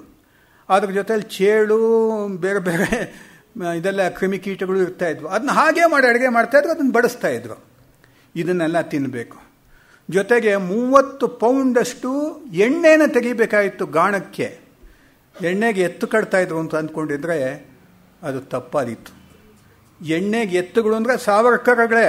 ಬಾಬಾರಾವ್ ಸಾವರ್ಕರ್ ಒಂದೆತ್ತು, ಸ್ವಾತಂತ್ರ್ಯ ವೀರ ಸಾವರ್ಕರ್ ಒಂದೆತ್ತು, ಜೊತೆಗೆ ಇನ್ನಂಥವ್ರು ದಿನ ಬೆಳಗಾದರೆ ಶುರು ಗಾಣ ಸುತ್ತೋದು. ಅದರಲ್ಲಿ ಹಾಕ್ತಾಯಿದ್ರು ಎಣ್ಣೆ ಬೀಜಗಳನ್ನ. ಇನ್ನೊಂದು ಕಡೆ ಎಣ್ಣೆನ ಹಿಡಿತಾಯಿದ್ರು. ಅದು ಹೇಗೆ ಸಾಧ್ಯ? ಎತ್ತುಗಳು ಮಾಡೋವಂಥ ಕೆಲಸ. ಬಾಬಾರಾವ್ಗೆ ಒಂದು ಸರ್ತಿ ಆಮಶಂಕೆ. ಅದರ ನಡುವೆ ಅವರು ಈ ರೀತಿ ಎಣ್ಣೆ ಗಾಣ ಸುತ್ತಿ ಸುತ್ತಿ ಸುತ್ತಿ ಬಸವಳಿದು ಹೋಗ್ಬಿಟ್ರು. ಚಾಟಿ ಏಟು. ಸಾವರ್ಕರ್ ಇದನ್ನೆಲ್ಲ ಸಹಿಸಿದ್ರು. ಸಹಿಸಿಬಿಟ್ಟು ಕೊನೆಗೆ ಇನ್ನೊಂದು ಶಿಕ್ಷೆ ಎಲ್ಲ ಕೆಲಸ, ಕಾಯಕ. ಅಲ್ಲಿರುವಂಥ ತೆಂಗಿನ ನಾರಗಳಿಂದ ಹಗ್ಗನ ಹೊಸೆಯುವಂಥದ್ದು. ಅದು ಕೈಗಳಿಂದ ಹೊಸಿಬೇಕು. ಅದು ಹೊಸೀತಾ ಇಲ್ಲೆಲ್ಲ ಚರ್ಮ ಕಿತ್ಕೊಂಡ್ಬಂದು ರಕ್ತ ಹೊರಬರುವಂಥ ಸ್ಟೇಜ್. ಆದರೆ ಅವ್ರು ಹೇಳಿದಷ್ಟು ಹಗ್ಗ ರೆಡಿ ಮಾಡಿಕೊಡ್ಲೇಬೇಕು, ಅವ್ರು ಹೇಳಿದಷ್ಟು ಎಣ್ಣೆ ಕೊಡಲೇಬೇಕು. ರಾತ್ರಿ ಹೊತ್ತಿಲ್ಲ, ಊಟ ತಿಂಡಿ ಏನೂ ಇಲ್ಲ. ಕಲ್ಪನೆ ಮಾಡಿ, 50 ವರ್ಷಗಳ ಕಾಲ ಪುಣ್ಯಾತ್ಮ ಇದನ್ನು ಸಹಿಸಬೇಕಾಗಿತ್ತು. ಮಾಸೆ ಜನ್ಮ ಟೇಪ್ ಅನ್ನತಕ್ಕಂಥ ಕನ್ನಡದಲ್ಲೂ ಇದೆ ಪುಸ್ತಕ, ಯಾರಾದರೂ ಕೇಳಿದ್ರೋ ಇಲ್ವೋ ಗೊತ್ತಿಲ್ಲ. ನನ್ನ ಆಜೀವ ಕಾರಾವಾಸ, ಜೀವಾವಧಿ ಶಿಕ್ಷೆ ಅಂತ ಅದಕ್ಕೆ ಹೆಸರು. ಇನ್ನೊಂದು ಸುಂದರವಾದಂಥ ಕಾದಂಬರಿ ಬರೆದಿದ್ದಾರೆ. ಬಹುಶಃ ನನ್ನ ಜೀವನದಲ್ಲಿ ನಾನು ಓದಂಥ ಫುಲ್ ಲೆಂತ್ ಕಾದಂಬರಿ ಬಾಲ್ಯದಲ್ಲಿ ಅಂದರೆ ಕರಿನೀರು. ಆ ಕರಿನೀರು ಅಂತ ಒಂದು ಕಾದಂಬರಿಯ ರೂಪದಲ್ಲಿ ಈ ಒಂದು ಅಂಡಮಾನ್ ಜೈಲಿನ ಒಂದು ಸುಂದರವಾದಂಥ ಚಿತ್ರಣವನ್ನು ಅವರು ಕೊಟ್ಟಿದ್ದಾರೆ. ನಾನು ಹೈಸ್ಕೂಲ್ ಫಸ್ಟ್ ಇಯರೋ ಅಥವಾ ಮಿಡ್ಲ್ ಕೊನೆಯಲ್ಲೋ ಅದನ್ನು ನಮ್ಮ ಅಣ್ಣ ತಂದಿದ್ರು, ನಮ್ಮ ತಾಯಿ ಓದಿದ್ರು, ಓದು ಅಂತ ಹೇಳಿದ್ರು, ಓದಿದೆ. ಅದೇ ಮತ್ತೆ ನಮ್ಮ ಮೇಷ್ಟ್ರು 2 ಪಾರ್ಟ್ನಲ್ಲಿ ತರಿಸಿದ್ರು ಸ್ಕೂಲ್ಗೆ, ಲೈಬ್ರರಿಗೆ. ಕೃಷ್ಣಮೂರ್ತಿ ನೀವು ಓದೋ ಇದು ಚೆನ್ನಾಗಿದೆ ಅಂತ ಕೊಟ್ಟಿದ್ರು. ಹೀಗೆ 2 ಸರ್ತಿ ಅದನ್ನು ಓದಿದ್ದೆ. ಎಂಥ ಒಂದು ಕಾದಂಬರಿ ಅದು. ಈಗ ಬಹುಶಃ ರಾಮಸ್ವಾಮಿಗಳು ಅದರ ಒಂದು ಸಂಕ್ಷಿಪ್ತ ಸಂಗ್ರಹ ರೂಪವನ್ನು ಪಬ್ಲಿಷ್ ಮಾಡ್ತಾ ಇದ್ದಾರೆ ಅಂತ ಕಾಣುತ್ತೆ. ಹಾಗೆ ಮೋಪ್ಲಾಕ್ ಆಮೇಲೆ ಬರೆದಿತ್ತು. ಆ ಕರಿನೀರು ಅಷ್ಟೇ. ಅಂದರೆ ಅಲ್ಲಿಯ ಒಂದು ವಾತಾವರಣ, ಅಲ್ಲಿ ನಡೆದಂಥ ಒಂದು ಸುಂದರವಾದಂಥ ಕಥೆಯ ಮೂಲಕ ರಫಿ ಅಹ್ಮದ್ ಅಂತ ಒಬ್ಬ ಖಳನಾಯಕ, ಮಾಲತಿ ಅನ್ನುವಂಥ ಹೀರೋಯಿನ್ನು, ಇದನ್ನೆಲ್ಲ ತೆಗೆದುಕೊಂಡು ಸುಂದರವಾದಂಥ, ನಾನು ಆವಾಗ ಓದಿದ್ದು ಈಗಲೂ ನೆನಪಾಗ್ತಾ ಇದೆ, ಅದನ್ನೆಲ್ಲ ಒಂದು ಸುಂದರವಾದಂಥ ಚಿತ್ರವನ್ನು ಕೊಟ್ಟಿದ್ದಾರೆ. ಹೀಗೆ ನರಕ ಸದೃಶವಾಗಿ ಸಾವರ್ಕರ್ 2 ಜೀವಾವಧಿ ಶಿಕ್ಷೆಗಳನ್ನು ಅನುಭವಿಸೋಕ್ಕೆ ಶುರು ಮಾಡಿದರು. ಇದು ಜುಲೈ 4, 1911ನೇ ಇಸ್ವಿನಲ್ಲಿ ಶುರುವಾದಂಥ ಒಂದು ಶಿಕ್ಷೆ. ಅಣ್ಣನಾದಂಥ ಬಾಬಾರಾವ್ಗೆ ತಮ್ಮ ಬಂದಿದ್ದಾನೆ ಅನ್ನೋದೇ ಗೊತ್ತಿಲ್ಲ. ಅದೆಷ್ಟೋ ಕಾಲ ಕಳೆದು ಹೋಗುತ್ತೆ. ಅಲ್ಲಿ ಅಂಡಮಾನಕ್ಕೆ ಬಂದಿದ್ದಾನೆ ಅನ್ನುವಂಥದ್ದೇನೆ. ಆಮೇಲೆ ಇವನು ಬಂದು, ಅಯ್ಯೋ ನೀನು ಬಂದ್ಯಾ, ನೀನಾದರೂ ಹೋರಾಟ ಮುಂದುವರಿಸಿ ನಮಗೆ ವಿಜಯ ಸಾಧಿಸ್ತೀಯ ಅಂತ ಅಂದ್ಕೊಂಡ್ವಿ, ನೀನು ಬಂದ್ಬಿಟ್ಟಿಯೇನಪ್ಪ ಅಂತ ಒಂದು ಸರ್ತಿ ಸಿಕ್ಕಿದಾಗ. ಇದು ಮಾತಾಡೋಕ್ಕೂ ಅಲ್ಲೇನು ಅವಕಾಶ ಇಲ್ಲ, ಒಬ್ರನ್ನೊಬ್ಬರು ಮಾತಾಡೋಂಗಿಲ್ಲ, ಒಬ್ರನ್ನೊಬ್ಬರು ನೋಡೋ ಹಾಗಿಲ್ಲ. ಆವಾಗ ಇವರು ಮಾತಾಡೋದಕ್ಕೆ ಒಂದು ಕೋಡ್ ಇಟ್ಕೊಂಡಿರ್ತಾರೆ. ಈ ನಮ್ಮ ಟೆಲಿಗ್ರಾಮ್ ಕೋಡ್ ಇರುತ್ತಲ್ಲ ಹಾಗೆ ಆ ಕೈಗೆ ಹಾಕಿರುವಂಥ ಕೋಳುಗಳ ಶಬ್ದ ಮಾಡ್ತಾ ಸಂಭಾಷಣೆ. ಬಾಯಲ್ಲ ಅವರ ಕೋಳುಗಳು. ಇನ್ನು ನಂಗೆ ನೆನಪಾಗತ್ತೆ, ಅಶ್ವಾಕ್ ಉಲ್ಲಾ ಖಾನ್ ಗಲ್ಲಿಗೆ ಹೋಗೋಕ್ಕೆ ಮುಂಚೆ ಕೊನೆ ಪತ್ರ ಬರೆದಾಗ ಅದರಲ್ಲಿ ಒಂದು ಕವನ ಬರೆದಿರ್ತಾನೆ. ಕವನದ ಕಪ್ಲೆಟ್ 2 ಸಾಲುಗಳು. ಅದರ ಸ್ವಲ್ಪ ನನ್ನ ಜ್ಞಾಪಕ ಇದೆ. ಬೇಡಿಗಳ ತಾಳದೊಳು ಮಾಡಿ ನುಡಿಪೆ. ಬೇಡಿಗಳ ತಾಳದೊಳು ಅಂದರೆ, ಅಮ್ಮ ಭಾರತಾಂಬೆ, ನಿನ್ನ ಸೇವೆಯಲ್ಲಿ ನನಗೆ ಬಂಧನ ಆದರೆ ಕೈಗಳಿಗೆ ಬೇಡಿಗಳು ಬಿದ್ದರೆ ಆ ಬೇಡಿಗಳನ್ನೇ ತಾಳಗಳ ರೀತಿಯಲ್ಲಿ ಮಾಡಿ ನಿನ್ನನ್ನು ಜಪ ಮಾಡ್ತೀನಿ, ನಿನ್ನನ್ನು ಜಪಿಸ್ತೀನಿ ಅಂತ ಹೇಳ್ತಾರೆ. ಅದೇ ರೀತಿಯಲ್ಲಿ ನಮ್ಮ ರಾಮ್ ಪ್ರಸಾದ್ ಬಿಸ್ಮಿಲ್ ಭಾರತ್ ಮಾತೇರಿ ಜಯ ಹೋ ವಿಜಯ ಹೋ, ತೇರಿ ವಿಜಯ ಸೂರ್ಯ ಉದಯ ಹೋ ಅಂತ ಹೇಳ್ಬಿಟ್ಟು ಅಲ್ಲೊಂದು ಕಡೆ ತೇರೇಲಿಯೇ ಜೈಲು ಹೋ ಸ್ವರ್ಗಕ ದ್ವಾರ. ಇದಕ್ಕೆ ಪ್ರೇರಣೆ ಸಾವರ್ಕರ್ ಅಂತವರೇನೆ. ತೇರೆಯಲಿಯೇ ಅಮ್ಮ ಭಾರತ ಮಾತೆ, ತೇರೆಯಲಿಯೇ ನಿನಗೋಸ್ಕರ ಜೈಲಿನ ದ್ವಾರ ಇದೆಯಲ್ಲ, ಅದು ನನ್ನ ಸ್ವರ್ಗದ ದ್ವಾರ. ಅದು ಸ್ವರ್ಗಕ್ಕೆ ನನಗದು ಬಾಗಿಲು. ಅದೇ ರೀತಿಯಲ್ಲಿ ಜೈಲು ಹೋ ಸ್ವರ್ಗಕ ದ್ವಾರ, ಬೇಡಿ ಕಿ ಝಣ್ ಮೇ ವೀಣಾ ಕೆಲಯ ಹೋ. ನನ್ನ ಕೈಗೆ ಹಾಕಿರತಕ್ಕಂಥ ಬೇಡಿಯ ಜಣಜಣಾತ್ಕಾರದಲ್ಲಿ ನಾನು ಕೇಳಿಸೋದೇನು ಅಂದರೆ ಸರಸ್ವತಿಯ ವೀಣೆಯ ನಾದ. ಎಂಥ ದೇಶಭಕ್ತಿಯ ಪರಾಕಾಷ್ಠೆ ಇದು. ಅದು ನೆನಪಾಗತ್ತೆ ನನಗೆ. ಆ ರೀತಿ ಅವರೆಲ್ಲ ಮಾತಾಡಿಕೊಂಡು ಹೀಗೆ ಜೀವನ ಕಳೀತು. ಸಾವರ್ಕರ್ ಅತ್ಯಂತ ಪ್ರತಿಭಾಶಾಲಿ. ಯಾವುದೋ ಒಂದು ಡಿಸ್ಕವರಿ ಆಫ್ ಇಂಡಿಯಾ ಬರೆದು ನಾನು ಮಹಾ ತ್ಯಾಗ ಮಾಡಿದ್ದೀನಿ ಅಂತ ಹೇಳ್ಕೊಳ್ಳಿಲ್ಲ. ಯಾವುದೋ ಎಕ್ಸ್ಪರಿಮೆಂಟ್ಸ್ ವಿತ್ ಟ್ರೂತ್ ಬರೆದು ನಾನು ಮಹಾ ದೊಡ್ಡ ಇವನು ಅಂತ ಅಂದ್ಕೊಳ್ಳಿಲ್ಲ. ಮಹಾಕಾವ್ಯಗಳನ್ನು ಬರೆದರು. 10,000 ಸಾಲಿನ ಕಾವ್ಯವನ್ನು ಬರೆದ್ರು. ಹೇಗೆ ಬರೆದ್ರು? ಪೆನ್ನಿತ್ತ, ಪೇಪರ್ ಇತ್ತ, ಮೇಜಿತ್ತ, ಕೂತ್ಕೊಂಡು ಬರೆಯೋದಕ್ಕೆ ಕುರ್ಚಿ ಇತ್ತ, ಹಾಕ್ಕೊಳ್ಳೋಕ್ಕೆ ಒಂದು ಜೈಲಿನ ಒಂದು ನಿಕ್ಕರು, ಒಂದು ಬನಿಯನ್ನು, ಅದು ಬಿಟ್ಟರೆ ಏನಿತ್ತು? ಏನು ಮಾಡೋದು ಗೊತ್ತಾ? ಯಾರಿಂದ ನಾನು ಒಂದು ಮೊಳೆ ಸಂಪಾದಿಸಿ ಗೋಡೆ ಮೇಲೆ ಮಹಾಕಾವ್ಯ ಬರೆದ್ರು. ಬೇರೆ ಕೈದಿಗಳನ್ನ ಕರೆದು ಗಟ್ಟು ಮಾಡ್ಕೊಳ್ಳಿ, ಬಾಯಿಪಾಠ ಮಾಡಿ ಅಂತ ಹೇಳಿದ್ರು. ಈ 10,000 ಸಾಲುಗಳ ಮಹಾಕಾವ್ಯವನ್ನು ಅವರು ಹೊರಗೆ ಬಂದ ಮೇಲೆ ಮತ್ತೆ ಪುನರ್ರಚಿಸಿ ಈ ಒಂದು ನೆನಪಿನ ಆಧಾರದ ಮೇಲೆ ಗ್ರಂಥಗಳನ್ನು ಮಾಡಿ ಪಬ್ಲಿಷ್ ಮಾಡಿದರು. ಬಾಳರಾವ್ ಸಾವರ್ಕರ್ ಜೈಲಿಂದ ಬಂದ ಮೇಲೆ ಪಬ್ಲಿಷ್ ಮಾಡ್ತಾರೆ. ಜೈಲಿನಲ್ಲಿ ಎಂತೆಂಥ ಅಂದರೆ ಒಂದು ತೇಜಸ್ಸಿರುತ್ತಲ್ಲ, ಅದು ಎಲ್ಲಿ ಹೋದರೂ ಕೂಡ ಈ ರೀತಿಯ ಪಿಂಡಗಳು ಅಂತಾನೆ ಹೇಳಬೇಕು, ಸುಮ್ಮನೆ ಇರೋಂಥದ್ದಲ್ಲ. ಎಲ್ಲಿ ಹೋದರೆ ಅಲ್ಲಿ ಒಂದು ಕ್ರಾಂತಿ, ಎಲ್ಲಿ ಹೋದರೆ ಅಲ್ಲೊಂದು ಸುಧಾರಣೆ, ಎಲ್ಲಿ ಹೋದರೆ ಅಲ್ಲೊಂದು ಮಾರ್ಗದರ್ಶನ, ಬೇರೆಯವರಿಗೆ ಪ್ರೇರಣೆ, ಇವೆಲ್ಲ ನಡೀತಾನೆ ಇತ್ತು. ಇಷ್ಟೆಲ್ಲ ಕಷ್ಟ ಕೋಟೆಲಗಳ ನಡುವೆ ಸಾವರ್ಕರ್ ಸುಧಾರಣೆ ಕೈ ಹಾಕ್ತಾರೆ. ಅಲ್ಲಿ ಆಹಾರ ಚೆನ್ನಾಗಿರಲಿಲ್ಲ, ಸತ್ಯಾಗ್ರಹ ಮಾಡ್ತಾರೆ. ನಾನಿ ಗೋಪಾಲನ್ ಅಂತಕ್ಕಂಥ ಒಬ್ಬ 18 ವರ್ಷದ ಹುಡುಗ, ಅವನು ಬಂದಿರ್ತಾನೆ ಜೀವಾವಧಿ ಶಿಕ್ಷೆಗೆ. 18 ವರ್ಷದವನು ಜೀವಾವಧಿ ಶಿಕ್ಷೆ ಅವನಿಗೆ. ಅವನು ಎಷ್ಟು ಹಠಮಾರಿ ಅಂದರೆ, ಬಂಗಾಲದ ಯುವಕ ಅವನು, ಕ್ರಾಂತಿಕಾರಿ. ಎಷ್ಟು ಹಠಮಾರಿ ಅಂತಂದರೆ ಅವನು ನಿಶ್ಚಯ ಮಾಡ್ತಾನೆ, ನಾನು ಊಟ ಮುಟ್ಟೋದಿಲ್ಲ ಅಂತ. ಇಷ್ಟು ನರಕ ಶಿಕ್ಷೆಗಳೆಲ್ಲ ಕೊಟ್ಟರು ಕೂಡ, ನರಕ ಬಾಧೆಗಳನ್ನೆಲ್ಲ ಕೊಟ್ಟರು ಕೂಡ ಅವನ ನಿರ್ಧಾರದಿಂದ ಕದಲೋದಿಲ್ಲ ನಾನಿ ಗೋಪಾಲ. ಆ ರೀತಿ ಅಂಥವ್ರೆಲ್ಲ ಕೂಡ ನಿರ್ಧಾರ ಮಾಡಿ ಕೊನೆಗೆ ಆ ಒಂದು ಜೈಲಿನಲ್ಲಿ ಸುಧಾರಣೆಗಳನ್ನು ತರಕ್ಕೆ ಪ್ರಯತ್ನ ಮಾಡ್ತಾರೆ. ಬ್ಯಾರಿ ಸಾಹೇಬ ಅಂತ, ಬ್ಯಾರಿ ಅಂತ ಹೇಳ್ಬಿಟ್ಟು ಅಲ್ಲಿ ಜೈಲ್ ಸೂಪರ್ಡೆಂಟ್ ಅವನು. ಆಮೇಲೆ ಮಿರ್ಜಾ ಖಾನ್ ಅಂತ ಆಗ್ತಾನೆ. ಅವನು ಯಮದೂತ ಅನ್ನೋದಕ್ಕೆ ಯಾವುದಾದ್ರೂ ಎಕ್ಸಾಂಪಲ್ ಬೇಕಾದರೆ ಆ ಬ್ಯಾರಿ ನೋಡಬೇಕು. ಅವನಿಗೆ ಇವನು ರೇಗಿಸ್ತಿರ್ತಾನೆ ಅವನು. ನಿನಗೆ ಇನ್ನು 50 ವರ್ಷ ಇಲ್ಲಿಂದ ಹೋಗೋಂಗಿಲ್ಲ ಅಂತಾನವನು. ನೋಡ್ಕೊಳ್ಳೋಣ, 50 ವರ್ಷದವರೆಗೂ ಬ್ರಿಟಿಷ್ ಸರ್ಕಾರ ಎಲ್ಲಿರುತ್ತೆ ಅಂತ ಸಾವರ್ಕರ್ ಉತ್ತರ ಕೊಡ್ತಾರೆ. ಅಂದರೆ ಈ ಒಂದು ಸಂದಿಗ್ಧಾವಸ್ಥೆಯಲ್ಲಿ, ಸಂಕಷ್ಟ ಪರಿಸ್ಥಿತಿಯಲ್ಲಿ ಸಾವರ್ಕರ್ ತಮ್ಮ ಚಾಕಚಕ್ಯತೆಯನ್ನು, ಬೌದ್ಧಿಕ ಚಮತ್ಕಾರವನ್ನು ಬಿಟ್ಕೊಡ್ತಾ ಇರಲಿಲ್ಲ. ನಿಮ್ಮ ಸರ್ಕಾರ ಎಲ್ಲಿರುತ್ತೆ ಅಷ್ಟು ದಿವಸ ಅಂತ ಹೀಗೆ ಮಾತಿಗೆ ಮಾತು ಕೊಟ್ಕೊಂಡು ಹೋಗ್ತಾನೆ. ಇವರು ಹಿಂದುತ್ವ, ಪ್ರಖರ ಹಿಂದುತ್ವ. ಬಹುಶಃ ಸಾವರ್ಕರ್ ಹಾಕಿಕೊಟ್ಟಂಥ ಹಿಂದುತ್ವದ ಮಾರ್ಗವನ್ನು ಅನುಸರಿಸಿದರೆ ಇವತ್ತಿನ ದಿವಸ ಈ ಸಮಸ್ಯೆಗಳೇ ಇರ್ತಾ ಇರಲಿಲ್ಲ. 1905ರಲ್ಲೇ ಇವರು ದೇ ಆರ್ ಡೀಪ್ ಥಿಂಕರ್ಸ್, ಪ್ರಾಮಾಣಿಕವಾದಂಥ ಚಿಂತನಶೀಲ ವ್ಯಕ್ತಿಗಳು. ಅವರ ರಾಜಕೀಯ ಮತ್ತೊಂದು ಮಗದೊಂದು ಬೇಕಾಗಿರಲಿಲ್ಲ. ಅವರ ಬೇಕಾಗಿದ್ದಿದ್ದು ರಾಷ್ಟ್ರಹಿತ ದೃಷ್ಟಿ. ಅವರು 5,000 ವರ್ಷಗಳ ಭಾರತದ ಒಂದು ಇತಿಹಾಸವನ್ನು ಅಧ್ಯಯನ ಮಾಡಿ, ಭಾರತದ ಸಂಸ್ಕೃತಿ, ಪರಂಪರೆ, ಸಂಪ್ರದಾಯಗಳು ಪ್ರತಿಯೊಂದನ್ನು ನೋಡಿ ಈ ಭೂಮಿಯ ಮಣ್ಣಿನ ಸ್ವಭಾವ ಏನು, ಸಂಸ್ಕೃತಿ ಯಾವುದು ಅನ್ನೋತಕ್ಕಂಥ ನಿರ್ಧಾರ ಮಾಡಿ ಈ ದೇಶವಾಗಿ ಉಳಿಬೇಕಾದ್ರೆ, ಭಾರತವಾಗಿ ಉಳಿಬೇಕಾದ್ರೆ ಈ ಮಣ್ಣಿನ ಸಂಸ್ಕೃತಿ ಆಧಾರದ ಮೇಲೆ ರಾಷ್ಟ್ರ ಎದ್ದು ನಿಂತರೇನೆ ಹಿಂದೂ ರಾಷ್ಟ್ರದ ಕಲ್ಪನೆಯನ್ನು ಮಾಡಿಟ್ಟರು. ವಿವೇಕಾನಂದರು ಹೇಳಿದ್ದದೇ, ದಯಾನಂದ ಸರಸ್ವತಿಗಳು ಹೇಳಿದ್ದದೇ. ಅದನ್ನು ಈ ರೀತಿಯಲ್ಲಿ ಈ ಕ್ಷೇತ್ರದಲ್ಲಿ ಸಾವರ್ಕರ್ ಅವರು ಅದನ್ನು ಮುಂದಿಟ್ಟರು. ಅಲ್ಲಿ ಹಿಂದುತ್ವದ ಪ್ರಶ್ನೆ, ಕನ್ವರ್ಷನ್ಸ್ ಇದೆಯಲ್ಲ, ಮತಾಂತರ, ಆಗಿಂತ ಇವತ್ತು 100 ಪಾಲು ಹೆಚ್ಚಾಗಿದೆ ಅಂತ ಹೇಳಬೇಕು. 100 ಪಾಲು. ನಾವು ಆರಾಮಾಗಿ ನಿದ್ರೆ ಮಾಡ್ತಾ ಇರ್ತೀವಿ, ಆರಾಮಾಗಿದ್ದೀವಿ. ಸ್ವಲ್ಪ ಕಿವಿಗೊಟ್ಟು ಕೇಳಿದ್ರೆ, ಅಲ್ಲಿ ಇಲ್ಲಿ ವಿಚಾರಿಸಿದ್ರೆ, ನಿಮ್ಮ ಮನೆ ಕೆಲಸಕ್ಕೆ ಬರೋವಂಥ ಅವಳನ್ನ ಕೇಳಿ, ಅವಳೇ ಹೇಳ್ತಾಳೆ ನಾನು, ಅಥವಾ ಇನ್ಯಾರಾದ್ರೂ ಕೇಳಿ. ಅಂದರೆ ಅಷ್ಟು ಇಟ್ ಇಸ್ ರ್ಯಾಂಪ್ಯಾಂಟ್. ಸಾವರ್ಕರ್ ಆವಾಗಲೇ ಜೈಲಿನಲ್ಲೇ ಶುರು ಮಾಡಿದ್ರು ಶುದ್ಧಿ. ಅಲ್ಲಿ ಸುಲಭವಾಗಿ ಮತಾಂತರ ಮಾಡ್ತಾಯಿದ್ರು, ಮುಸ್ಲಿಮ್ಸ್ ಮಾಡ್ತಾಯಿದ್ರು.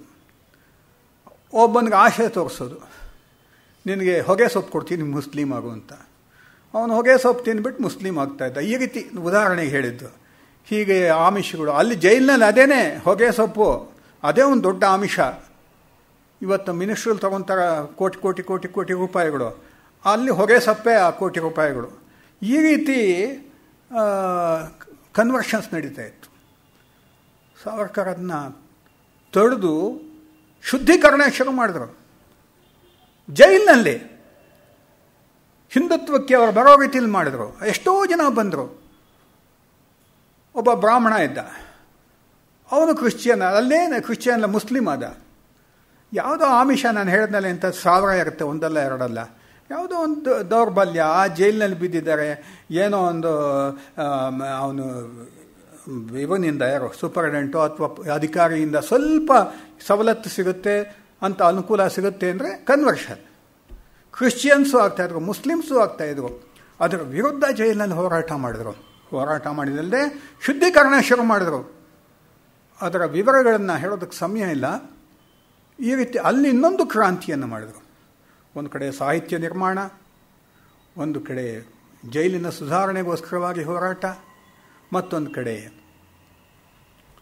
ಈ ರೀತಿಯ ಒಂದು ಶುದ್ಧೀಕರಣ, ಈ ಕನ್ವರ್ಷನ್ನ ತಡೆಯುವಂಥ ಪ್ರಯತ್ನ. ಅಂದರೆ ಅವರು ಯಾವೊಂದು ಸತ್ಯವನ್ನು ಕಂಡುಕೊಂಡಿದ್ರು, ದೇಶಕ್ಕೆ ಆಘಾತಕಾರಿಯಾಗತಕ್ಕಂಥ ಸಂಗತಿಗಳು ಯಾವುದು ಅನ್ನೋದನ್ನು ತಿಳ್ಕೊಂಡಿದ್ರು, ಅದರ ವಿರುದ್ಧವಾಗಿ ಆ ಆಘಾತಗಳನ್ನು ತಡೆಯೋ ದೃಷ್ಟಿಯಿಂದ ಅವರು ಕಾರ್ಯಶೀಲರಾಗಿದ್ದರು. ಯಾವಾಗಲೂ ಜೈಲಿನಲ್ಲಿರಲಿ ಹೊರಗಡೆ ಇರಲಿ, ಹೊರಗಡೆ ಏನು ಹೇಳ್ತಾ ಇದ್ರು ಅದನ್ನು ಜೈಲಿನಲ್ಲಿ ಕಾರ್ಯರೂಪಕ್ಕೆ ತಂದರು. ಹೀಗೆ ಅದ್ಭುತವಾಗಿ ಅವರು ತಮ್ಮ ಜೈಲಿನ ಜೀವನ ನಡೆಸ್ತಾ ಇದ್ದಾಗ ಒಂದು ಸರ್ತಿ ಹೆಂಡತಿ ಮತ್ತು ಬಾಳರಾವ್ ಸಾವರ್ಕರ್ ತಮ್ಮ ಜೈಲು ನೋಡೋಕ್ಕೆ ಬಂದರು. ಹೆಂಡತಿ ನೋಡಿ ಅದೇ ಎಷ್ಟು ವರ್ಷನೋ, ಈ ದಾಂಪತ್ಯದ ಅನುಭವ ಇರುವಂಥ ಬಹಳಷ್ಟು ಜನ ನಿಮಗೆ ಗೊತ್ತಿರುತ್ತೆ. ಹೆಂಡತಿನ ಒಂದು ನಿಮಿಷ ಬಿಟ್ಟಿರೋಕ್ಕಾಗಲ್ಲ ಮನುಷ್ಯರಿಗೆ. ಒಂದು ದಿವಸ ಎಲ್ಲಾದರೂ ಆಚೆ ಹೋದರೆ ಪರಿತಪಿಸ್ತಾ ಇರ್ತಾರೆ, ಯಾವಾಗ ನೋಡಬೇಕು, ಯಾವಾಗ ನೋಡ್ತೀನಿ ಅಂತ. ಈಗಂತೂ ಮೊಬೈಲ್ಗಳು, ಫೋನುಗಳು ಇರೋದ್ರಿಂದ ಗಂಟೆಗೆ ಫೋನ್ ಮಾಡ್ತಿರ್ತಾರೆ. ಆವಾಗ 1906ನೇ ಇಸ್ವಿನಲ್ಲಿ ಯಮುನಾ ಹೆಂಡತಿನ ಇವರು ಬಿಟ್ಟು ಹೋದಾಗ 1 ವರ್ಷದ ಮಗು ಇತ್ತು. ಆ ಮಗುನೂ ಮಧ್ಯದಲ್ಲಿ ತೀರೋಯ್ತು. ಅದು ಎಂಥ ಸಂದರ್ಭದಲ್ಲಿ ಮದನ್ ಲಾಲ್ ಧಿಂಗ್ರಾ ಎಪಿಸೋಡ್ ಆಗ್ತಾ ಇದ್ದಾಗ ಮಗು ಕೂಡ ತೀರೋಯ್ತು. 1 ವರ್ಷದ ಮಗು ಅದು. ಅದಕ್ಕೆ ಬೀಳ್ಕೊಟ್ಟು ಅವನು ಏನೇನೋ ಕನಸ್ಕೊಂಡಿದ್ರು. ಆ ಮಗು ನಮ್ಮ ರೀತಿಯಲ್ಲಿ ಒಬ್ಬ ಯೋಧ ಆಗ್ತಾನೆ, ನನ್ನ ಮಗ ಈ ವಂಶದ ಸಾವರ್ಕರ್ ವಂಶದ ಮಗ, ಇವನು ಯಾವ ರೀತಿ ಯೋಧ ಆಗ್ತಾನೆ ಅನ್ನೋ ಕನಸ್ಕೊಂಡಿದ್ರೋ ಆ ಮಗು ಕೂಡ ಅಲ್ಲಿ ತೀರೋಯ್ತು. ಅದು ಭಾಳ ಅವರಿಗೆ ಪೆಟ್ಟು ಬಿದ್ದಿತ್ತು. ಅದಾದ ಮೇಲೆ ರತ್ನಾಗಿರಿ ಜೈಲಿನಲ್ಲಿ ಹೆಂಡ್ತಿನ ಒಂದು ಸರ್ತಿ ನೋಡಬೇಕಾಗಿ ಬಂತು. ಏನು ಅಳು ಅಷ್ಟೇ. ಇವರು ಅವ್ರು ನೋಡಿ ಅಳ್ತಾ ಇದ್ರು. ಇವರು ಇಲ್ಲದ ಧೈರ್ಯವನ್ನು ತಂದುಕೊಂಡು, ಇಂಥ ಸಂದರ್ಭಗಳಲ್ಲಿ ಎಂಥ ಮಹಾನ್ ಧೈರ್ಯಶಾಲಿ ಆದ್ರೂ ರಾಮ ಸೀತೆಯನ್ನು ಕಳ್ಕೊಂಡಾಗ ಎಲ್ಲ ಕಡೆ ಹುಡುಕೊಂಡು ಹೋಗ್ತಾನೆ, ಅಳ್ತಾ ಹೋಗ್ತಾನೆ. ಅಂಥದ್ರಲ್ಲಿ ರಾಮನಂಥ ಪುರುಷೋತ್ತಮನೇ ಆ ರೀತಿ ಇರಬೇಕಾದ್ರೆ ಸಾವರ್ಕರ್ ಅಂತ ಅವ್ರಿಗೂ ವೀಕ್ ಮೂಮೆಂಟ್ಸ್ ಇರೋದಿಲ್ವ, ಅಳೋದು ಇಷ್ಟೇ ಆಯಿತು. ಆದರೆ ಧೈರ್ಯ ಹೇಳ್ತಾರೆ, ನೋಡು ನೀ ಯಾಕೆ ಹೆದರ್ತೀಯ, ನೀನು ಬರ್ತೀನಿ, ನಾನು 50 ವರ್ಷಗಳ ಶಿಕ್ಷೆ ಆದರೂ ಬರ್ತೀನಿ ಅನ್ನೋಂಥ ಆತ್ಮವಿಶ್ವಾಸ, ನೀನು ಹೆದರಬೇಡ. ಆ ಹೆಂಡತಿ ಮತ್ತೆ ಬರ್ತಾರೆ. ಜೈಲಿನಲ್ಲೊಂದು 1/4 ಗಂಟೆನೋ ನೋಡೋದಕ್ಕೆ ಅವಕಾಶ ಸಿಗುತ್ತೆ, ಹೋಗ್ತಾರೆ. ಅದರ ನಡುವೆ ಅತ್ತಿಗೆಯ ಸಾವಿನ ಸುದ್ದಿ ಬರುತ್ತೆ. ಅತ್ತಿಗೆ ಅಂದರೆ ಬಾಬಾರಾವ್ ಸಾವರ್ಕರ್ ಹೆಂಡತಿ. ಏಸು ತಾಯಿ ಅಂತ ಕರೀತಾ ಇರುತ್ತೆ.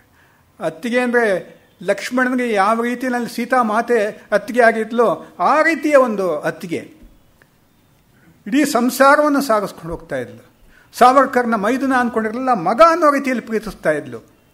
ಸಾವರ್ಕರ್ ಅಲ್ಲಿಂದ ಇವ್ರ ಮೇಲೆಲ್ಲ ಆಘಾತ ಆದಾಗ ಲಂಡನ್ನಿಂದ ಅತ್ತಿಗೆ ಕಾಗದ ಬರೀತಾರೆ,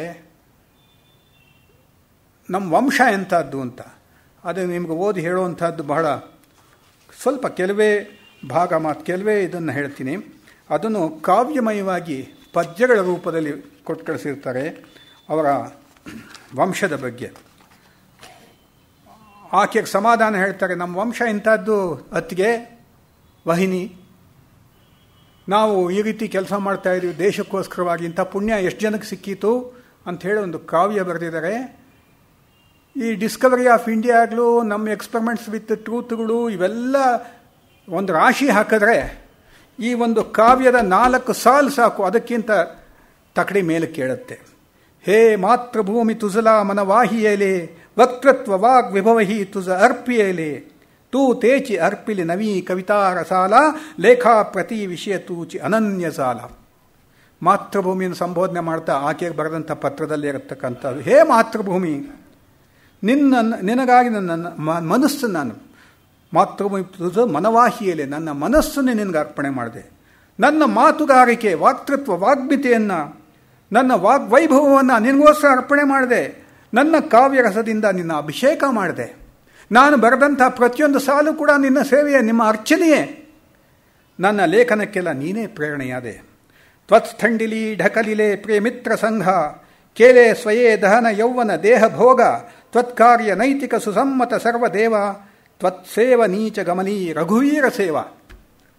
ನಿನ್ನ ಬಲಿವೇದಿಯ ಮೇಲೆ ಎನ್ನ ಪ್ರಿಯ ಮಿತ್ರ ಸಂಘವನ್ನು ತಳ್ಳಿದೆ. ಮದನ್ ಲಾಲ್ ಧಿಂಗ್ರಾ ಅಥವಾ ಆನಂದ್ ಕಾನ್ಹರೆ ಅಥವಾ ವಾಂಚಿ ಅಯ್ಯರ್ ಇಂಥವ್ರನ್ನೆಲ್ಲ ಕೂಡ ನಿನ್ನ ಬಲಿವೇದಿ ಮೇಲೆ ನಾನು ಬಲಿ ಕೊಟ್ಟೆ. ಸ್ವತಃ ಯೌವನ ದೇಹ ಭೋಗಗಳಿಗೆ ಉರಿ ಹೆಚ್ಚಿದೆ. ಒಬ್ಬ ಯೌವನದಲ್ಲಿ ಏನೇನು ಆಸೆ ಆಕಾಂಕ್ಷೆಗಳಿರುತ್ತೋ ಅಂಥದ್ದಕ್ಕೆಲ್ಲ ಬೆಂಕಿ ಹಚ್ಚಿದೆ ನಾನು. ಎಲ್ಲ ದೇವತೆಗಳಿಗೆ ಪ್ರೀತಿಯಾಗುವ ಪವಿತ್ರ ಕಾರ್ಯವೇ ನಿನ್ನ ಕಾರ್ಯ. ಇವೆಲ್ಲ ಇದಕ್ಕಿಂತ ಹೆಚ್ಚಾಗಿ ಯಾವ ದೇವರು ಯಾವ ಒಂದು ಕೆಲಸವನ್ನು ಮೆಚ್ಚಿಕೊಳ್ತಾನೋ, ಭೇಷ್ ಅಂತಾನೋ ಅಂಥ ಕಾರ್ಯಕ್ಕೆ ನಿನ್ನ ಕೆಲಸ ಅಂಥೇಳಿ, ನಿನ್ನ ಸೇವೆ ಅಂದರೆ ರಘುವೀರನ ಸೇವೆ. ಜಯ ರಘುವೀರ ಸಮರ್ಥ ಅಂತ ಸಮರ್ಥ ರಾಮದಾಸರು ಹೇಗೆ ಹಿಂದೂ ಸಮಾಜವನ್ನು ಮತ್ತೆ ಅದನ್ನೆಲ್ಲ ಪುನರ್ರಚಿಸಿದ್ರು, ಶಿವಾಜಿ ಅಂತ ಒಬ್ಬ ವೀರನಿಗೆ ಧೈರ್ಯ ಕೊಟ್ಟು ಹೋರಾಟಕ್ಕೆ ಆ ಜಯ ರಘುವೀರನ ಸೇವೆ ಅಂತ ನಾನು ಭಾವಿಸಿದ್ದೀನಿ. ತ್ವತ್ಸ್ಥಂಡಿಲಿ ಢಕಲಿಲಿ ಗೃಹವಿತ್ತ ಮತ್ತ, ದಾವಾನಲಾತ ವಹಿನಿ ನವಪುತ್ರ ಕಾಂತ, ತ್ವತ್ಸ್ಥಂಡಿಲಿ ಅತುಲ ಧೈರ್ಯ ವರಿಷ್ಠ ಬಂಧು, ಕೇಲ ಹವಿ ಪರಮ ಕಾರಣ ಪುಣ್ಯ ಸಿಂಧು. ನಿನ್ನ ಬಲಿವೇದಿ ಮೇಲೆ ನನ್ನ ಮನೆ ಮಠ ಐಶ್ವರ್ಯಗಳನ್ನೆಲ್ಲ ಇಟ್ಟೆ. ಅತ್ತಿಗೆ ಹೆಂಡತಿ ಎಳೆ ಮಕ್ಕಳನ್ನೆಲ್ಲ ಕಾಳ್ಗಿಚ್ಚಿನಲ್ಲಿ ಹಾಕಿದೆ. ಅತುಲ ಧೈರ್ಯದ ಪರಮ ಕರುಣೆಯ ಸಿಂಧು ಅಣ್ಣ ಬಾಬಾರಾವ್ ಸಾವರ್ಕರ್, ನಿನಗಾಗಿಯೇ ಆಹುತಿಯನ್ನು ಕೊಟ್ಟೆ. ಅತುಲ ಧೈರ್ಯದ ಪರಮ ಕರುಣೆಯ ಸಿಂಧು, ತ್ವತ್ಸ್ಥಂಡಿಲಿ ಅತುಲ ಧೈರ್ಯ ವರಿಷ್ಠ ಬಂಧು ಅಂದರೆ ಅಣ್ಣ, ನಿನಗೋಸ್ಕರನೇ ಬಲಿ ಕೊತ್ತೆ. ನಿನ್ನಗೋಸ್ಕರ ತ್ವತ್ಸ್ಥಂಡಿಲ ಅವರ ಬಳಿ ಪ್ರಿಯ ಬಾಲಸಾಲ, ತಮ್ಮನ್ನು ನೆನಪು ಮಾಡ್ಕೊತಾರೆ.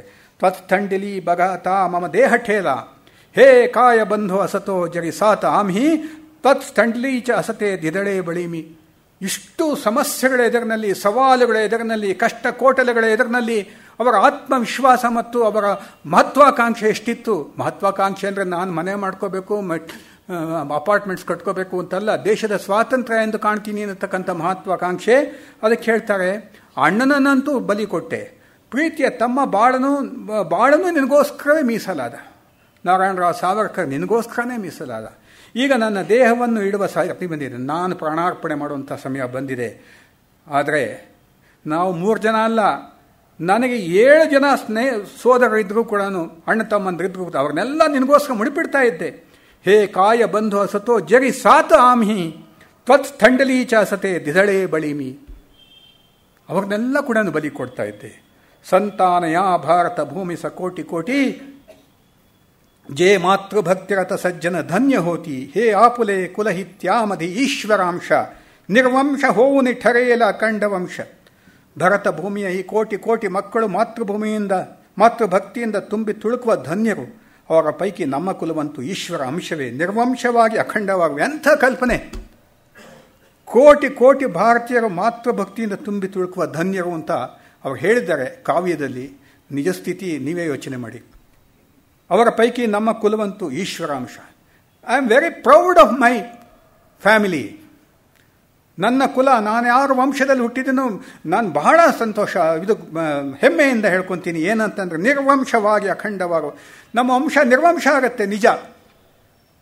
ನಮ್ಮ ವಂಶದಲ್ಲಿ ಮುಂದೆ ಬರುತ್ತೆ ಎಲ್ಲ ಈ ರೀತಿ ಪ್ರಾಣ ಕೊಟ್ಟ ಮೇಲೆ ಅದನ್ನ ಬೆಳೆಸುವಂಥವ್ರು ಇಲ್ಲ. ಆದರೆ ಇದೊಂದು ಅಖಂಡ ವಂಶ ಆಗುತ್ತೆ. ಯಾತಕ್ಕೋಸ್ಕರ? ಈ ದೇಶಕ್ಕೋಸ್ಕರವಾಗಿ ತಾನು ಪ್ರಾಣ ಕೊಟ್ಟಂಥ ತನ್ನನ್ನೇ ತಾನು ಸರ್ವನಾಶ ಮಾಡಿಕೊಂಡಂಥ ಒಂದು ವಂಶ ಆಗಿ ಅಖಂಡ ವಂಶ. ನಿರ್ವಂಶ ಹೂವುನೇ ಅಖಂಡ. ಕೀ ಘೇತಲೆ ವ್ರತನಹೇ ಅಮೆ ಅಂಧತೇನೆ ಲಬ್ಧ ಪ್ರಕಾಶ ಇತಿಹಾಸ ನಿಸರ್ಗಮಾನೆ ಜೇ ದಿವ್ಯ ದಾಹಕ ಮಣೂನಿ ಅಸಾವಯಾಚೆ ಬುದ್ಧ್ಯಾಚಿ ವಾಣ ಧರಿಲೆ ಕರಿಹೇ ಸತೀಚೆ. ಆದರೆ ಇಲ್ಲೂ ಒಂದು ಮಾತು ಹೇಳ್ತಾರೆ, ನಾವು ಯಾರೋ ಏನೋ ಹೇಳಿದ್ರು, ಪ್ರೇರಣೆ ಕೊಟ್ಟರು, ಮೋಟಿವೇಟ್ ಮಾಡಿದ್ರು ಅಂತ ನಾವು ಇಲ್ಲಿ ಬಂದಿದ್ದೀವ? ಯಾರೋ ದಬ್ಬಿದ್ರು ಅಂತ ಬಂದಿದ್ದೀವ? ಇಲ್ಲ. ನಾವೇನು ಕುರುಡರಂತೆ ಈ ವ್ರತ ಹಿಡಿದವರಲ್ಲ, ಅಂಧಶ್ರದ್ಧೆಯಿಂದ ಬಂದವರಲ್ಲ. ಇತಿಹಾಸದ ನಿಸರ್ಗದ ಪ್ರಕಾಶಮಾಯ ಸಾಕ್ಷಿ ಇದಕ್ಕಿದೆ. ಲಬ್ಧ ಪ್ರಕಾಶ ಇತಿಹಾಸ ನಿಸರ್ಗಮಾನೆ ಜೇ ದಿವ್ಯ ದಾಹಕ ಮಣೂನಿ ಅಸಾವಯಾಚೆ. ದಿವ್ಯ ದಾಹಕವಾದುದೆಂದೇ ಪೂರ್ಣಾಹುತಿಯು ಈ ಸತಿ ಬಾಗಿನದ ಕಂಕಣವನ್ನು ಕಟ್ಟಿದ್ದೇವೆ. ಬಾಗಿನ ಕೈಗೆ ಕಂಕಣ ಕಟ್ಕೊಂಡಿದ್ದೀವಿ. ಎಂಥದ್ದು? ದಿವ್ಯ ದಾಹಕವಾದುದೆಂದೇ ಪೂರ್ಣಾಹುತಿಯ ಈ ಕಂಕಣ. ನಮ್ಮ ಬಾಳನ್ನು ಪೂರ್ಣಾಹುತಿ ಕೊಡ್ತೀವಿ.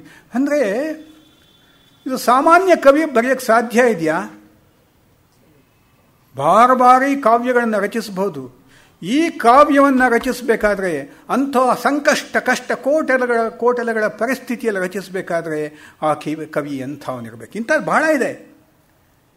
ನಮ್ಮ ದೇಶದ ಹುತಾತ್ಮರ ಒಂದು ಪರಂಪರೆನೇ ಅಂಥದ್ದು. ಈ ಕಾಕೋರಿ ಮೊಕದ್ದಮೆ ಅಂತ ಕೇಳಿದಿರಿ. ಅದರಲ್ಲಿ ಹುತಾತ್ಮನಾದಂಥ 3-4 ಜನನ ಒಟ್ಟಿಗೆ ಗಲ್ಲಿಗೇರಿಸ್ತಾರೆ. ಅದೆಲ್ಲ ವಿವರಗಳಿಗೆ ಹೋಗೋದಿಲ್ಲ. ರಾಮ್ ಪ್ರಸಾದ್ ಬಿಸ್ಮಿಲ್ ಆರ್ಯ ಸಮಾಜದ ಹಿನ್ನೆಲೆಯಿಂದ ಬಂದಂಥ ಒಬ್ಬ ಮಹಾನ್ ದೇಶಭಕ್ತ.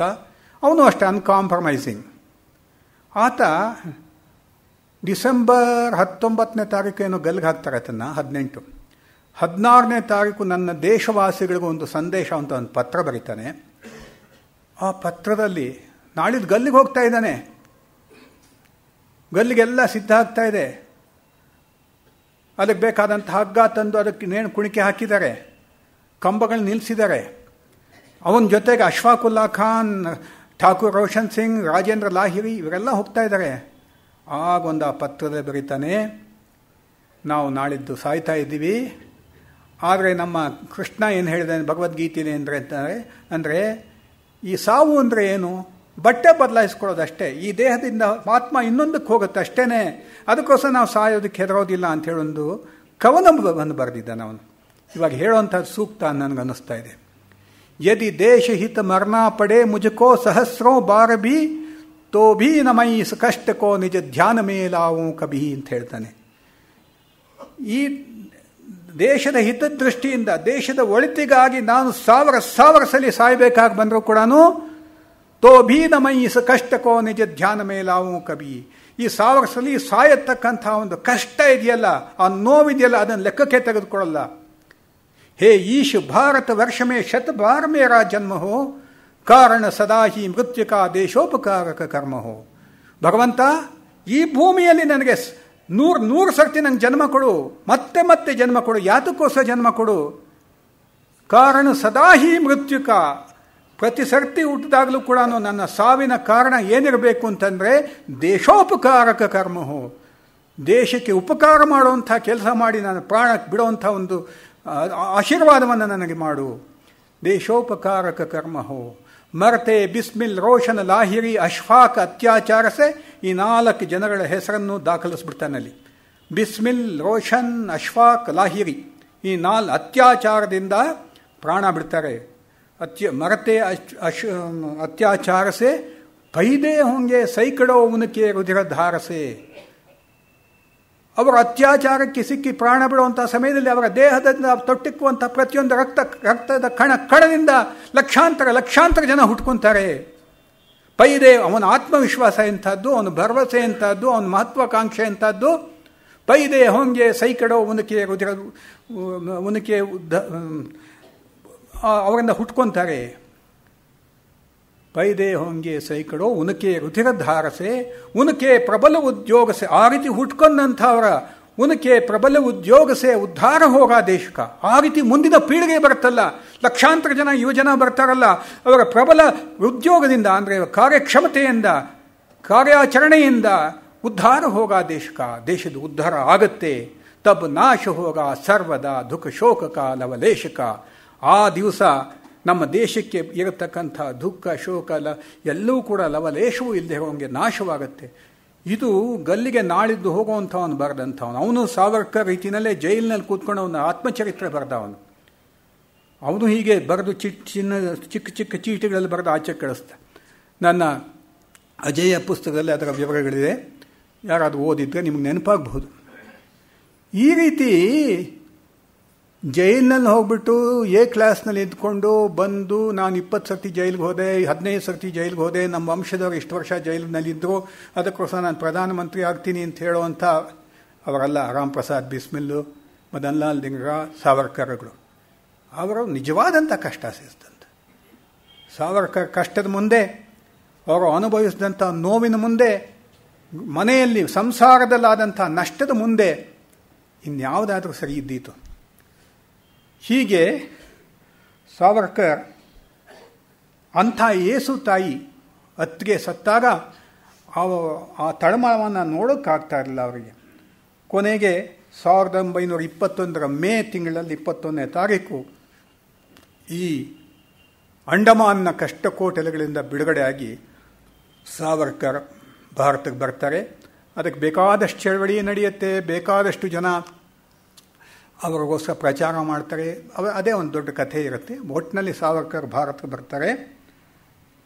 ಬಂದು ಯರವಡ ಜೈಲಿನಲ್ಲಿ ಕೆಲವು ದಿವಸ ಇರ್ತಾರೆ. ಕೊನೆಗೆ ಸರ್ಕಾರ ಕಂಡೀಷನ್ ಹಾಕಿರುತ್ತೆ, ಇವರು ಅದಕ್ಕೆ ಒಪ್ಕೊಂಡೇ ಇರ್ತಾರೆ. ಅದೇನು ದೊಡ್ಡ ಕೆಲವರೆಲ್ಲ ಅದೇ ಒಂದು ದೊಡ್ಡ ಸಂಗತಿ ಅಂತ. ನೀನು ಸ್ಥಾನಬದ್ಧತೆನೇ ಇಲ್ಲಿರಬೇಕು, ರತ್ನಗಿರಿ ಜಿಲ್ಲೆಯಿಂದ ಆಚೆ ಹೋಗಬಾರ್ದು ಮತ್ತು ರಾಜಕೀಯದಲ್ಲಿ ಭಾಗವಹಿಸಬಾರ್ದು. ಈ ರೀತಿ ಅದಕ್ಕೆ ಒಪ್ಪಿಗೆ ಕೊಟ್ಟೆ ಅವರಲ್ಲಿ ಬರ್ತಾರೆ. ರತ್ನಗಿರಿನಲ್ಲಿ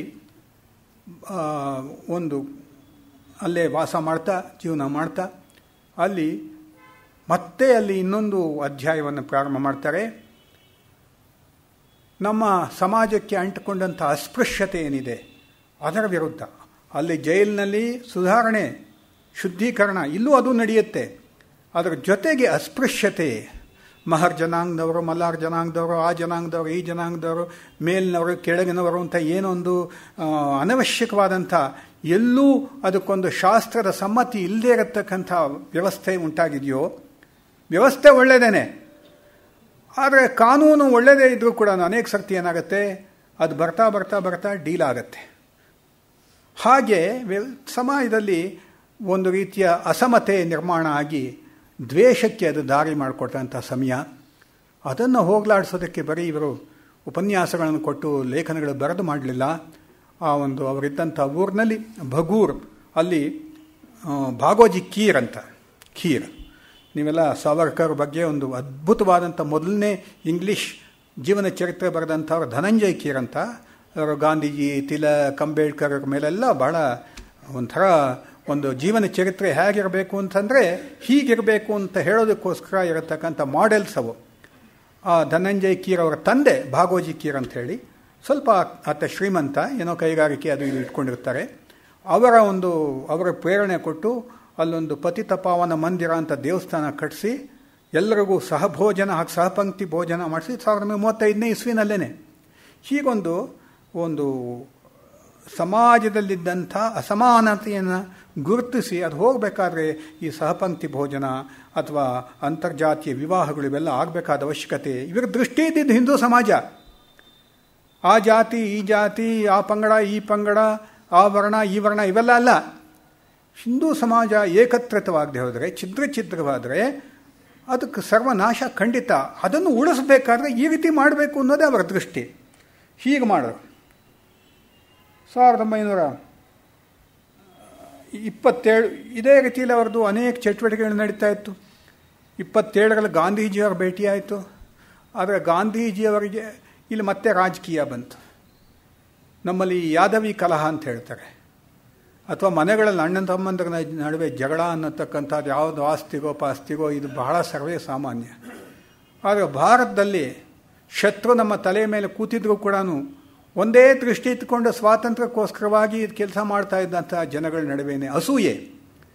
ಎಲ್ಲಿ ಸಾವರ್ಕರ್ ಮೇಲಕ್ಕೆ ಬಂದುಬಿಡ್ತಾನೋ, ಎಲ್ಲೇ ನೇತಾಜಿ ಸುಭಾಷ್ ಚಂದ್ರ ಬೋಸ್ ಮೇಲಕ್ಕೆ ಬಂದುಬಿಡ್ತಾರೋ, ಇಂಥ ರೀತಿಯ ಅಸೂಯೆ ಮನೋಭಾವನೆ ನಮ್ಮ ಬೆನ್ನುಗಳಿಗೆ ಬಾಕು ಹಾಕುವಂಥ ಒಂದು ನೀಚ ಬುದ್ಧಿಯನ್ನು ನಮ್ಮ ಜನಗಳಿಗೆ ನೀಡ್ತು, ನಮ್ಮ ನಾಯಕರಿಗೆ ನೀಡ್ತು. ಗಾಂಧೀಜಿಯವರು ಸಾವರ್ಕರ್ ಅವ್ರನ್ನ ರೆಕಗ್ನೈಸ್ ಮಾಡಲಿಲ್ಲ. ನೆಹರು ಅಂತೂ ಬಿಡಿ, ಅವರಂತೂ ಮಾಡಲೇ ಇಲ್ಲ. ನೆಹರುಗೆ ತನಗೆ ಪ್ರತಿಸ್ಪರ್ಧಿ ಯಾರಾದರೂ ಇದ್ದಾರೆ ಅಂತಂದರೆ ಅವ್ರನ್ನ ಪೂರ್ತಿ ಮುಗಿಸಾಕೋವರೆಗೂ ಆಗ್ತಾ ಇಲ್ಲ. ಯಾವುದಕ್ಕೆ ಪ್ರತಿಸ್ಪರ್ಧಿ? ತಾನು ಬೆಳೆದು ಯಾವತ್ತೋ ಒಂದು ದಿವಸ ಪ್ರಧಾನಿ ಆಗಬೇಕು ಅಂತಿರುತ್ತಲ್ಲ, ಅದಕ್ಕೆ ಯಾರಾದರೂ ಅಡ್ಡ ಬರ್ತಾನೆ ಅಂತ ಪ್ರತಿಭಾಶಾಲಿ ಒಬ್ಬ ಇದ್ದಾನೆ ಅಂದರೆ ಮಟ್ಟ ಹಾಕೋದೇ ಮೊದಲನೇ ಕೆಲಸ. ಆ ರೀತಿ ಸಾವರ್ಕರ್ ಜೊತೆಗೆ ಇವ್ರ ಮೇಲೆ ಕೋಮುವಾದಿ ಅನ್ನತಕ್ಕಂಥ ಒಂದು ಕಿರೀಟವನ್ನು ಇಟ್ಟರು. ಹಿಂದುತ್ವದ ಬಗ್ಗೆ ಮಾತಾಡಿದ್ರೆ, ಹಿಂದೂ ಧರ್ಮದ ಬಗ್ಗೆ ಮಾತಾಡಿದ್ರೆ ಅವನು ಕೋಮುವಾದಿ. ಇವರು ಬ್ರಿಟಿಷ್ನವರನ್ನು ಆಚೆ ಹಾಕೋದಕ್ಕೋಸ್ಕರವಾಗಿ ವಿಧಿ ಇಲ್ಲದೆ ಮುಸ್ಲಿಮರನ್ನ ಜೊತೆಲಿ ಕರ್ಕೊಂಡು ಹೋಗಬೇಕು ಅಂಥೇಳಿ ಅವರನ್ನ ಪುಸ್ಲಾಯಿಸೋದಕ್ಕೆ ಶುರು ಮಾಡಿದ್ರು. ಇದು ಎಷ್ಟೋ ಅವ್ಯವಹಾರಿಕವಾಗಿತ್ತು. ಇಡೀ ಜನಗಳಿಗೆ ಗೊತ್ತಿತ್ತು. ಯಾಕೆಂದರೆ ಅವ್ರನ್ನ ಯಾರ ಕೈನಲ್ಲೂ ಕೂಡ ಓಲೈಸೋದಕ್ಕೆ ಸಾಧ್ಯ ಇರಲಿಲ್ಲ. ಗಾಂಧೀಜಿಯೆಲ್ಲ ಯಾರೇ ಬರಲಿ ಓಲೈಸೋಕ್ಕೆ ಸಾಧ್ಯ ಇರಲಿಲ್ಲ. ಗಾಂಧೀಜಿ ಖಿಲಾಫತ್ ಮೂಮೆಂಟ್ನಲ್ಲಿ ಶೌಕತ್ ಅಲಿ, ಮೊಹಮ್ಮದ್ ಅಲಿ ಬ್ರದರ್ಸ್ನ ತೆಗೆದುಕೊಂಡು ಖಿಲಾಫತ್ ಮೂಮೆಂಟ್ ಮಾಡಿದಾಗ, ಇಲ್ಲಿ ಬೆಂಗಳೂರು 1920ನೇ ಇಸ್ವಿನಲ್ಲಿ ಬಂದಿದ್ದು ಖಿಲಾಫತ್ ಮೂಮೆಂಟ್ ಅದಕ್ಕೋಸ್ಕರವಾಗಿ ಬಂದಾಗಲೂ ಕೂಡ ಇಷ್ಟೆಲ್ಲ ಅವ್ರು ಸಪೋರ್ಟ್ ಮಾಡಿದಾಗ ಕೊನೆಗೆ ಮೊಹಮ್ಮದ್ ಅಲಿ ಏನು ಹೇಳ್ದ ಒಂದು ಸಾರ್ವಜನಿಕ ಭಾಷಣದಲ್ಲಿ, A third rate Muslim is better than Gandhiji for me ಅಂತ. ಗಾಂಧೀಜಿ ಇಷ್ಟು ಪ್ರಮೋಟ್ ಮಾಡಿದ್ರು, ಕೊನೆಗೆ ಅವನು ಪಬ್ಲಿಕ್ಕಾಗಿ ಹೇಳಿದ್ದಿದ್ದು. ಅಂದರೆ ಇದು ಒಂದು ಉದಾಹರಣೆ ನಾನು ಹೇಳ್ತಾ ಇದ್ದೀನಿ. ಮುಸ್ಲಿಮರನ್ನ ಓಲೈಸಕ್ಕೆ ಹೋದರು. ಆದರೆ ಸಾವರ್ಕರ್ ಅಂತ ಅವರ ಸತ್ಯಾನ್ವೇಷಿಗಳು ಇದನ್ನು ಒಪ್ತಾ ಇರಲಿಲ್ಲ. ನೇರ ನಿರ್ಭೀತ ನಿರಂತರವಾಗಿ ದಿಟ್ಟವಾಗಿ ಇದನ್ನು ಹೇಳ್ಕೊಂಡೇ ಬಂದರು. ಈ ಮತಾಂತರ ಏನು ನಡೀತಾ ಇದೆ, ಇದು ರಾಷ್ಟ್ರಾಂತರ ಆಗುತ್ತೆ. If not today tomorrow it is going to divide the nation and create new nations. Savarkar ಇವತ್ತಿನ ದಿವಸ ನಾವು ಅಸ್ಸಾಂ ಸಮಸ್ಯೆ ಪ್ರತಿಯೊಬ್ಬರಿಗೂ ಗೊತ್ತಿದೆ, ನಿಮಗೆ ವಿವರ ಹೇಳಕ್ಕೆ ಹೋಗೋದಿಲ್ಲ. ಬಾಂಗ್ಲಾದೇಶದಿಂದ ವಲಸಿಗರು ಬರ್ತಾ ಇದ್ದಾರೆ. ಅಸ್ಸಾಂ ನಮ್ಮ ಕೈ ಬಿಟ್ಟೇ ಹೋಗಿಬಿಟ್ಟಿದೆ ಅಂತ ಹೇಳಬೇಕು. ನಾವು ಬೆಂಗಳೂರಿನಲ್ಲಿ ತಂಪಾದ ಹವೆಯಲ್ಲಿ ಕೂತ್ಕೊಂಡು ನಮ್ಗೆ ಅದರ ಅಲ್ಲಿರತಕ್ಕಂಥ ಭೀಕರ ಇದು ಗೊತ್ತಾಗಿಲ್ಲ. ಮೊನ್ನೆ ಸ್ವಲ್ಪ ಗೊತ್ತಾಗಿದ್ದು ಅಂದರೆ ಆ ಬೋಡೋ ಗಲಾಟೆನಲ್ಲಿ ಇಲ್ಲಿಂದ ಪೇಪರ್ನಲ್ಲಿ ಸುದ್ದಿ ಬಂತಲ್ಲ, ಕೆಲವರೆಲ್ಲ ಓಡ್ ಹೋದ್ರೆ ವಾಪಸ್ಸು ಇಲ್ಲಿ ಮುಸ್ಲಿಮರು ಬಂದು ಅಟ್ಯಾಕ್ ಮಾಡ್ತಾರೆ ಅಂತ. ಈ ವಿಷಯವನ್ನು ಸಾವರ್ಕರ್ ಎಷ್ಟು ಸ್ಪಷ್ಟ ಅಂದರೆ ಅವರ ಸತ್ಯ ಚಿಂತನೆ ಹೇಗಿತ್ತು, ದೂರದೃಷ್ಟಿ ಆಗಿತ್ತು. ಇವತ್ತು ಆಗ್ತಾ ಇರೋವಂಥದ್ದನ್ನು 1941ನೇ ಇಸ್ವಿ 8ನೇ ತಾರೀಕು ಜುಲೈನಲ್ಲಿ ಹೇಳಿದಂಥದ್ದು ನನ್ನ ಕಣ್ಣಿಗೆ ಬಿತ್ತು. ಅದನ್ನು ನಿಮ್ಮ ಮುಂದೆ ಓದಿ ಹೇಳೋದಕ್ಕೆ ನಾನು ಇಷ್ಟಪಡ್ತೀನಿ. ಹಿಂದೂ ಅಸ್ಸಾಮಕ್ಕೆ ಧಕ್ಕೆ. ಇದು 1905ನೇ ಇಸ್ವಿನಲ್ಲಿ ನಮ್ಮ ಬಂಗಾಳ ವಿಭಜನೆ ಆದಾಗಲೇ ಅದು ಶುರುವಾಯಿತು. ಅದಕ್ಕೆ ಸಾವರ್ಕರ್ 41ನೇ ಇಸ್ವಿ ಜುಲೈ 8ನೇ ತಾರೀಕು ದಿವಸ ಹೇಳ್ತಾರೆ, ಹಿಂದೂಗಳನ್ನು, ಅದರಲ್ಲಿಯೂ ಅಸ್ಸಾಮಿನ ಹಿಂದೂಗಳನ್ನು ಅಲ್ಪಸಂಖ್ಯಾತರನ್ನಾಗಿಸಿ ಮುಸಲ್ಮಾನರನ್ನು ಹೆಚ್ಚು ಸಂಖ್ಯೆಯಲ್ಲಿ ತೋರಿಸಿ ಅಸ್ಸಾಮನ್ನು ಮುಸ್ಲಿಂ ರಾಜ್ಯವನ್ನಾಗಿ ಮಾಡುವ ಪ್ರಯತ್ನ ನಡೆದಿದೆ. 1941, ದಿಸ್ ಈಸ್ 2012. ಬಂಗಾಳದಿಂದ ಬಂದ ಮುಸ್ಲಿಮರನ್ನೆಲ್ಲ ಒಂದೆಡೆ ನೆಲೆಗೊಳಿಸಿ ಕ್ರಮಬದ್ಧವಾಗಿ ಮುಸ್ಲಿಮ ಹೆಚ್ಚಳವನ್ನು ತೋರಿಸುವ ಕೆಲಸ ಬಹಳ ವರ್ಷಗಳಿಂದ ನಡೆದಿದೆ.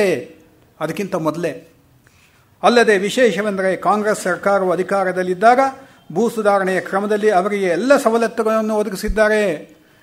ಕಾಂಗ್ರೆಸ್ ಸರ್ಕಾರ, UPA ಗೌರ್ಮೆಂಟು ಅಥವಾ ಅಲ್ಲಿರತಕ್ಕಂಥ ಗೋಗಾಯಿ ಗೌರ್ಮೆಂಟ್ಗಳು ಇವತ್ತಿನ ದಿವಸ ಕೊಡ್ತಾ ಇರೋಂಥ ಸವಲತ್ತುಗಳಲ್ಲ. ಇದು ಆಗಲೇ 41ನಲ್ಲೇ ಅವರು ಹೇಳಿದರು, ಹಿಂದೂಗಳ ಮತ ಪಡೆದು ಆಯ್ಕೆಯಾದ ಹಿಂದೂ ಮಂತ್ರಿಗಳೇ ಮುಸ್ಲಿಮರ ಈ ಒಳದಾರಿಯನ್ನು ತಡೆಯಲು ಪ್ರಯತ್ನಿಸುತ್ತಿಲ್ಲ, ಈ ವಲಸಿಗರನ್ನು ತಡೆಸ್ತಾ ಇಲ್ಲ.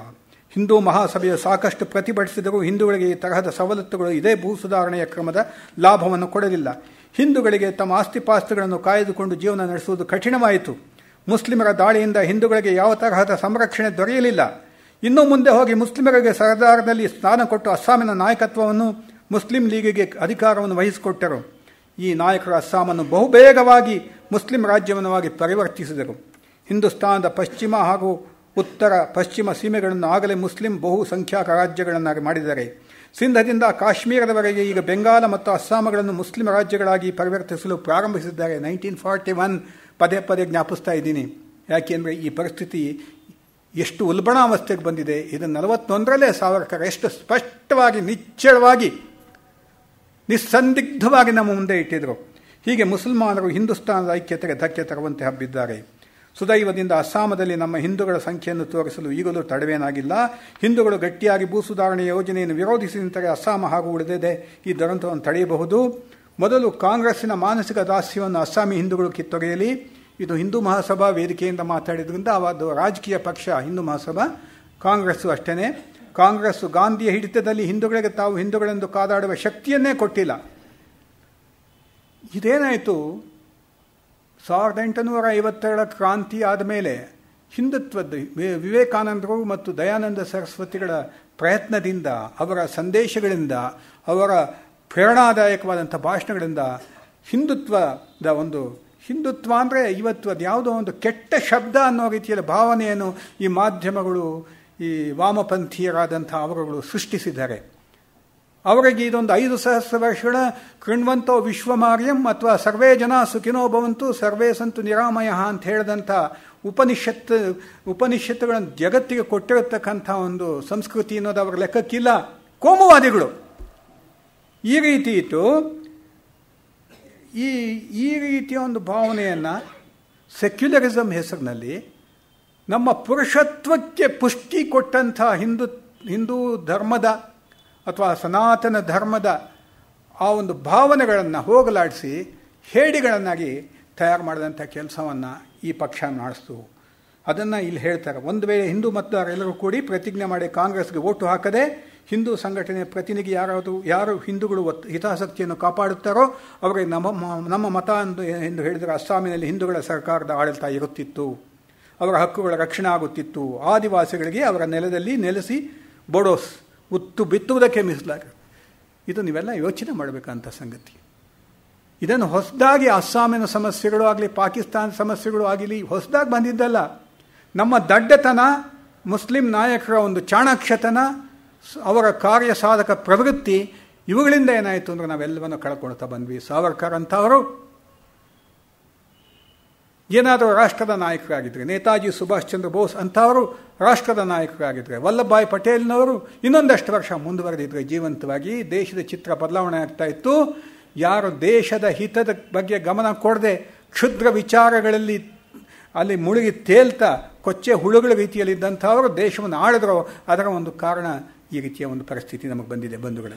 ಆಗಲಿ, ನನಗೆ ಇನ್ನೊಂದು 5-10 ನಿಮಿಷ ಇದೆ, ಅಷ್ಟರಲ್ಲಿ ಮುಗಿಸ್ಬೇಕು. ಈ ರೀತಿಯ ಅಸ್ಸಾಂ ಸಮಸ್ಯೆ ಬಗ್ಗೆ ಬರೆದಂಥ ದೂರದೃಷ್ಟಿ ಇದ್ದಂಥವರು ಆಗಲೇ ಡಾಕ್ಟರ್ ರಾಮಸ್ವಾಮಿಯವರು ಹೇಳಿದ ಹಾಗೆ ಸುಭಾಷ್ ಚಂದ್ರ ಬೋಸ್ಗೆ ಕಣ್ಣು ತೆರೆಸಿದವರು ಅವರು. ಸುಭಾಷ್ ಚಂದ್ರ ಬೋಸ್ RSS ಸಂಸ್ಥಾಪಕ ಡಾಕ್ಟರ್ ಹೆಡ್ಗೇವಾರನ್ನು ನೋಡಬೇಕು ಅಂತ ಬಂದಿರ್ತಾರೆ. ಅದಾದಮೇಲೆ ವಾರದಾಗ ಹೋಗ್ತಾರೆ. ಅದಾದಮೇಲೆ ಸಾವರ್ಕರ್ನು ಅಷ್ಟೊತ್ತಿಗಾಗಲೇ ಕಾಂಗ್ರೆಸ್ನಲ್ಲಿ ಅವರಿಗೆ ಬಹಳ ಇರುಸು ಮುರುಸುಂಟಾಗಿರುತ್ತೆ. ಬಹುಶಃ ರತ್ನಾಗಿರಿಗೆ ಅಲ್ಲಿ ಹೋಗಿ ಸಾವರ್ಕರ್ನ ಕಾಣ್ತಾರೆ. ಸಾವರ್ಕರ್ ಕೇಳ್ತಾರೆ, ಏನಪ್ಪ ನಿಂದೇನು ಯೋಜನೆ ಅಂತ. ಸುಭಾಷ್ ಚಂದ್ರ ಬೋಸ್ ಹೇಳ್ತಾರೆ, ಈ ಕಲ್ಕತ್ತಾದಲ್ಲಿರತಕ್ಕಂಥ ಇಂಗ್ಲೀಷ್ನವರ ಲಾರ್ಡ್ ವೇವೆಲ್ ಇವರದೆಲ್ಲ ಪ್ರತಿಮೆಗಳಿದೆಯಲ್ಲ, ಅದು ಹೊಡೆದು ಚೂರು ಮಾಡಿ ಕಳೆಯುತ್ತೀನಿ, ಅದೇ ನನ್ನ ಮುಂದಿನ ಪ್ರೋಗ್ರಾಮ್ ಅಂತ. ಅಯ್ಯ, 2ನೇ ಮಹಾಯುದ್ಧ ಶುರುವಾಗಿದೆ, ಪ್ರಪಂಚದ ಸ್ಥಿತಿ ಈ ರೀತಿ ಇದೆ. ರಾಸ್ ಬಿಹಾರಿ ಬೋಸ್ ನನಗೆ ಕಾಗದ ಬರೆದಿದ್ದಾರೆ, ಜಪಾನ್ ಕೂಡ ಸದ್ಯದಲ್ಲಿ ಅದು ಯುದ್ಧವನ್ನು ಪ್ರವೇಶಿಸುತ್ತೆ. ಇಂತಹ ಸಂದರ್ಭದಲ್ಲಿ ನೀನು ಪ್ರತಿಮೆಗಳನ್ನ ಹೊಡಿತಾ ಕೂತ್ಕೊಂಡ್ರೆ ಏನು ಉಪಯೋಗ ಬಂತು? ನಿನ್ನಂಥ ಒಬ್ಬ ತರುಣ ನೀನು ನೋಡಿದ್ರೆ ನನಗೆ ಬಹಳ ಸಂತೋಷ ಆಗ್ತಾ ಇದೆ. ಈ ತರುಣ ಪೀಳಿಗೆ ಒಬ್ಬ ಮಹಾನ್ ನಾಯಕ ನೀನೇನು ಮಾಡಬೇಕು ಅಂತಂದರೆ ಈ ಸಮಯನ ಉಪಯೋಗಿಸ್ಕೊಂಬಂದು ಶತ್ರುವಿನ ದುರ್ಬಲ ಒಂದು ಮೊಮೆಂಟ್ ಇದೆಯಲ್ಲ, ಕ್ಷಣ ಇದೆಯಲ್ಲ, ಆ ಸಮಯದಲ್ಲಿ ಅವನಿಗೆ ಪೆಟ್ಟು ಹೊಡೆದು ಅವನು ಮುಗಿಸ್ಬೇಕು. ನೀನು ಇದಕ್ಕೆಲ್ಲ ಆಗಬೇಕಾ, ಇದಕ್ಕೆಲ್ಲ ಈ ರೀತಿ ಒಂದು ಪ್ರತಿಮೆಗಳನ್ನ ಹೊಡೆಯುವಂಥ ಕೆಲಸಕ್ಕೆ ಹೋಗಬೇಡ ನೀನು ಅಂಥೇಳಿ ಅವನಿಗೊಂದು he gives an insight. Savarkar ಕೋಲ್ಕತ್ತಾಗೆ ಹೋಗಿ ಕೆಲವೇ ದಿವಸಗಳಲ್ಲಿ ಅಲ್ಲಿಂದ ಪರಾರಿಯಾಗಿ ಹೋಗ್ತಾರೆ. ಅವ್ರ ಗೃಹ ಬಂಧನದಲ್ಲಿ ಇಟ್ಟಿರ್ತಾರೆ, ಅದೆಲ್ಲ ದೊಡ್ಡ ಕತೆ ನಿಮಗೆಲ್ಲ ಗೊತ್ತಿರುತ್ತೆ. ಗೃಹ ಬಂಧನದಿಂದ ತಪ್ಪಿಸ್ಕೊಂಡು ಕಾಬೂಲ್ಗೆ ಹೋಗಿ, ಅಫ್ಘಾನಿಸ್ತಾನಕ್ಕೆ ಹೋಗಿ, ಬರ್ಲಿನ್ಗೆ ಹೋಗಿ, ಜಪಾನ್ಗೆ ಹೋಗಿ ಅಷ್ಟೊತ್ತಿಗೆ ರಾಸ್ ಬಿಹಾರಿ ಬಸು ಅವರು ಇಂಡಿಯನ್ ಇಂಡಿಪೆಂಡೆಂಟ್ ಲೀಗ್ ಮತ್ತು ಇನ್ನೊಂದು INA ಇವೆಲ್ಲ ಸ್ಥಾಪನೆ ಮಾಡಿರ್ತಾರೆ. ಅದರ ನಾಯಕತ್ವ ವಹಿಸ್ಕೊತಾರೆ. ಚಲೋ ದಿಲ್ಲಿ ಘೋಷಣೆಯನ್ನು ಕೂಗ್ತಾ ಸಿಂಗಪೂರ್ ಈ ಕಡೆ ಮೂಲಕ ಮಣಿಪುರದ ಮೂಲಕ ಭಾರತದ ಮೇಲೆ ಯುದ್ಧವನ್ನು ಸಾರ್ತಾರೆ. ಯಾವ ಒಂದು ಅಂಡಮಾನ್ ಮತ್ತು ನಿಕೋಬಾರ್ ಜೈಲಿನಲ್ಲಿದ್ದರೂ ನಮ್ಮ ಸಾವರ್ಕರ್ ಅದಕ್ಕೆ ಶಹೀದ್ ಐಲ್ಯಾಂಡ್ಸ್ ಅಂತ ಹೆಸರಿಡ್ತಾರೆ. ಸ್ವತಂತ್ರ ಶಹೀದ್ ಅಂತ ಕಾಣುತ್ತೆ. ಶಹೀದ್ ಐಲ್ಯಾಂಡ್ಸ್ ಅಂತ ಹೆಸರಿಡ್ತಾರೆ. ಇಷ್ಟೆಲ್ಲ ಮೆರೀತಾರೆ. ಅದಕ್ಕೆ ಮೂಲ ಕಾರಣ ಸಾವರ್ಕರ್ ಪ್ರೇರಣೆ ಅನ್ನೋದು ಬಹಳ ಜನಕ್ಕೆ ಗೊತ್ತಿಲ್ಲ. ಸಾವರ್ಕರ್ ಹೇಳ್ತಾರೆ, ನಿಂತ ಯುವಕ ಈ ರೀತಿ ಇರೋಕ್ಕೆ ಸಾಧ್ಯನಾ, ಹಾಗಿರಬೇಕು ಅಂತ. 1961ನೇ ಹುಟ್ಟುಹಬ್ಬ, 1943ರಲ್ಲಿ 61ನೇ ಹುಟ್ಟುಹಬ್ಬ ಆಗುತ್ತೆ. 45ರಲ್ಲಿ ಬಾಬಾರಾವ್ ಸಾವರ್ಕರ್ ಅಣ್ಣ ತೀರ್ಕೊತಾರೆ. ಅವರೆಲ್ಲ ಬಿಡುಗಡೆಯಾಗಿ ಬಂದಿರ್ತಾರೆ ಇವ್ರ ಜೊತೆಯಲ್ಲಿ. ಕೊನೆಗೆ ಇನ್ನೊಂದು ಕರಾಳ ಅಧ್ಯಾಯ ಶುರುವಾಗುತ್ತೆ ಭಾರತದಲ್ಲಿ. ಅದಂದರೆ ಮಹಾತ್ಮ ಗಾಂಧೀಜಿಯವರ ಹತ್ಯೆ. ಮಹಾತ್ಮ ಗಾಂಧೀಜಿಯವರ ಹತ್ಯೆಯನ್ನು ಯಾರೋ ಒಬ್ಬ ತರುಣ. ಇದು ಆವೇಶಗಳಿಗೆ ಸಿಕ್ಕಾಕೊಂಡಾಗ ಕೆಲವರಿಗೆ ತಮ್ಮ ಬುದ್ಧಿ ತಮ್ಮ ಕಂಟ್ರೋಲ್ನಲ್ಲಿರೋಲ್ಲ. ಭಗವದ್ಗೀತೆಯನ್ನು ಹೇಳ್ತಾರಲ್ಲ, ಆ ರೀತಿಯಲ್ಲಿ ಎಲ್ಲ ವಿವೇಚನೆಯನ್ನೇ ಕಳ್ಕೊಂಡ್ಬಿಡ್ತೀವಿ. ಹಾಗಿದ್ದಂಥ ಒಬ್ಬ ವ್ಯಕ್ತಿ ಹೋಗಿ, ಆವಾಗ ದೇಶದ ಪರಿಸ್ಥಿತಿ ಯಾಕೆ ಇತ್ತು, ಆಕ್ರೋಶ ಇತ್ತು. 55 ಕೋಟಿ ರೂಪಾಯಿಗಳ ಪಾಕಿಸ್ತಾನಕ್ಕೆ ಕೊಡಿ ಅಂತ ಉಪವಾಸ ಮಾಡ್ತಾ ಕೂತ್ಕೊಂಡ್ರು ಗಾಂಧೀಜಿ. ವಲ್ಲಭಾಯ್ ಪಟೇಲ್ ನಾನು ಕೊಡೋಕ್ಕೆ ಆಗೋದಿಲ್ಲ, ನಾವು ಕೊಟ್ಟರೆ ಪಾಕಿಸ್ತಾನ ನಮ್ಮ ವಿರುದ್ಧ ಯುದ್ಧಕ್ಕೆ ಕಾಶ್ಮೀರದಲ್ಲಿ ಬಳಸುತ್ತೆ, ಅದು ನಾವು ಕೊಡೋದು ಸರಿಯಿಲ್ಲ ಅಂತ ಗಾಂಧೀಜಿ ಉಪವಾಸಕ್ಕೆ ಕೂತ್ಕೊಂಡ್ರು. ಇವೆಲ್ಲ ರಾಜಕೀಯದ ಬೆಳವಣಿಗೆಗಳು. ಆವಾಗ ಯಾವನೋ ಒಬ್ಬ ಹೋದ, ಹೊಡೆದು ಹಾಕ್ಬಿಟ್ಟ. ಭಾಳ ತಪ್ಪು ಮಾಡ್ದ. ಹಿಂದೂ ಸಂಸ್ಕೃತಿಯಲ್ಲಾಗಲಿ ಭಾರತೀಯ ಸಂಸ್ಕೃತಿಯಾಗಲಿ ದೇಹಗಳನ್ನು ಹೊಡೆದಾಕಿ ಏನು ಪ್ರಯೋಜನ, ದೇಹಗಳನ್ನು ನಾಶ ಮಾಡೋದ್ರಿಂದ ಏನು ಲಾಭ ಇಲ್ಲ. ಆತ್ಮ ಯಾವಾಗಲೂ ಶಾಶ್ವತವಾದಂಥದ್ದು. ಈ ರೀತಿ ವಿಚಾರಗಳಿರುವಂಥದ್ದನ್ನು ಮರೆತು ಈತ ಹೋಗಿ ಹುಚ್ಚು ಆವೇಶದಲ್ಲಿ ಮಾಡ್ದ. ಅದರ ಪರಿಣಾಮ ಏನಾಯಿತು, ನೆಹರೂಜಿಯವರ ರಾಜಕೀಯ ಬುದ್ಧಿಮತ್ತೆ ಬಹಳ ಕೆಲಸ ಮಾಡಿತು. ಚಾಣಾಕ್ಷರು ಇಂಥ ವಿಷಯದಲ್ಲಿ. ಸಾವರ್ಕರ್ ಮೇಲೆ ತಂದು ಹಾಕಿದ್ರು, RSS ಮೇಲೆ ತಂದು ಹಾಕಿದ್ರು, ಹಿಂದುತ್ವವಾದಿಗಳ ಮೇಲೆ ತಂದು ಹಾಕಿದ್ರು, ಅವ್ರನ್ನ ಬಂಧನದಲ್ಲಿಟ್ಟರು, ಅವ್ರನ್ನ ಸದೆ ಬಡಿಯಕ್ಕೆ ನೋಡಿದ್ರು. ಈ ಕೋಲನ್ನು ಉಪಯೋಗಿಸ್ಕೊಂಡು ಎಲ್ಲರನ್ನೂ ಸರ್ವನಾಶ ಮಾಡಬೇಕು ಅಂತ ಪ್ರಯತ್ನ ಮಾಡಿದ್ರು. ಇದೊಂದು ದೊಡ್ಡ ಕಥೆ. ಸಾವರ್ಕರ್ ಬಂಧನ ಆಯಿತು. ಗಾಂಧೀಜಿಯವರ ಹತ್ಯೆಯಲ್ಲಿ ಇವ್ರದ್ದು ಪ್ರಮುಖ ಪಾತ್ರ. He is the brain behind ಅಂತ. ಎಲ್ಲಿವರೆಗೂ ಅಂದರೆ, ಇಲ್ಲಿ ಕರ್ನಾಟಕದೊಬ್ಬರು ಗಾಂಧಿವಾದಿಗಳು ಕೂಡ ಅದನ್ನು ಕೊಂದಂಥ ಗೋಡ್ಸೆ ಬೆಂಗಳೂರಿಗೆ ಬಂದ, ಇಲ್ಲೆಲ್ಲರನ್ನೂ ಭೇಟಿ ಮಾಡ್ಕೊಂಡು ಹೋದ ಅಂತ ಕೂಡ ಒಂದು ಪುಸ್ತಕದಲ್ಲಿ ಬರೆದಿದ್ದಾರೆ.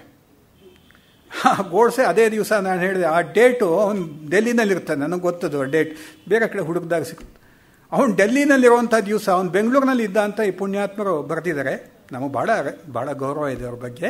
ಆದರೆ ಈ ತಪ್ಪುಗಳು ಮಾಡ್ತಾರಲ್ಲ ಸಣ್ಣ ಸಣ್ಣದು, ಅದಕ್ಕೋಸ್ಕರ ಖೇದ ಕೂಡ ಇದೆ.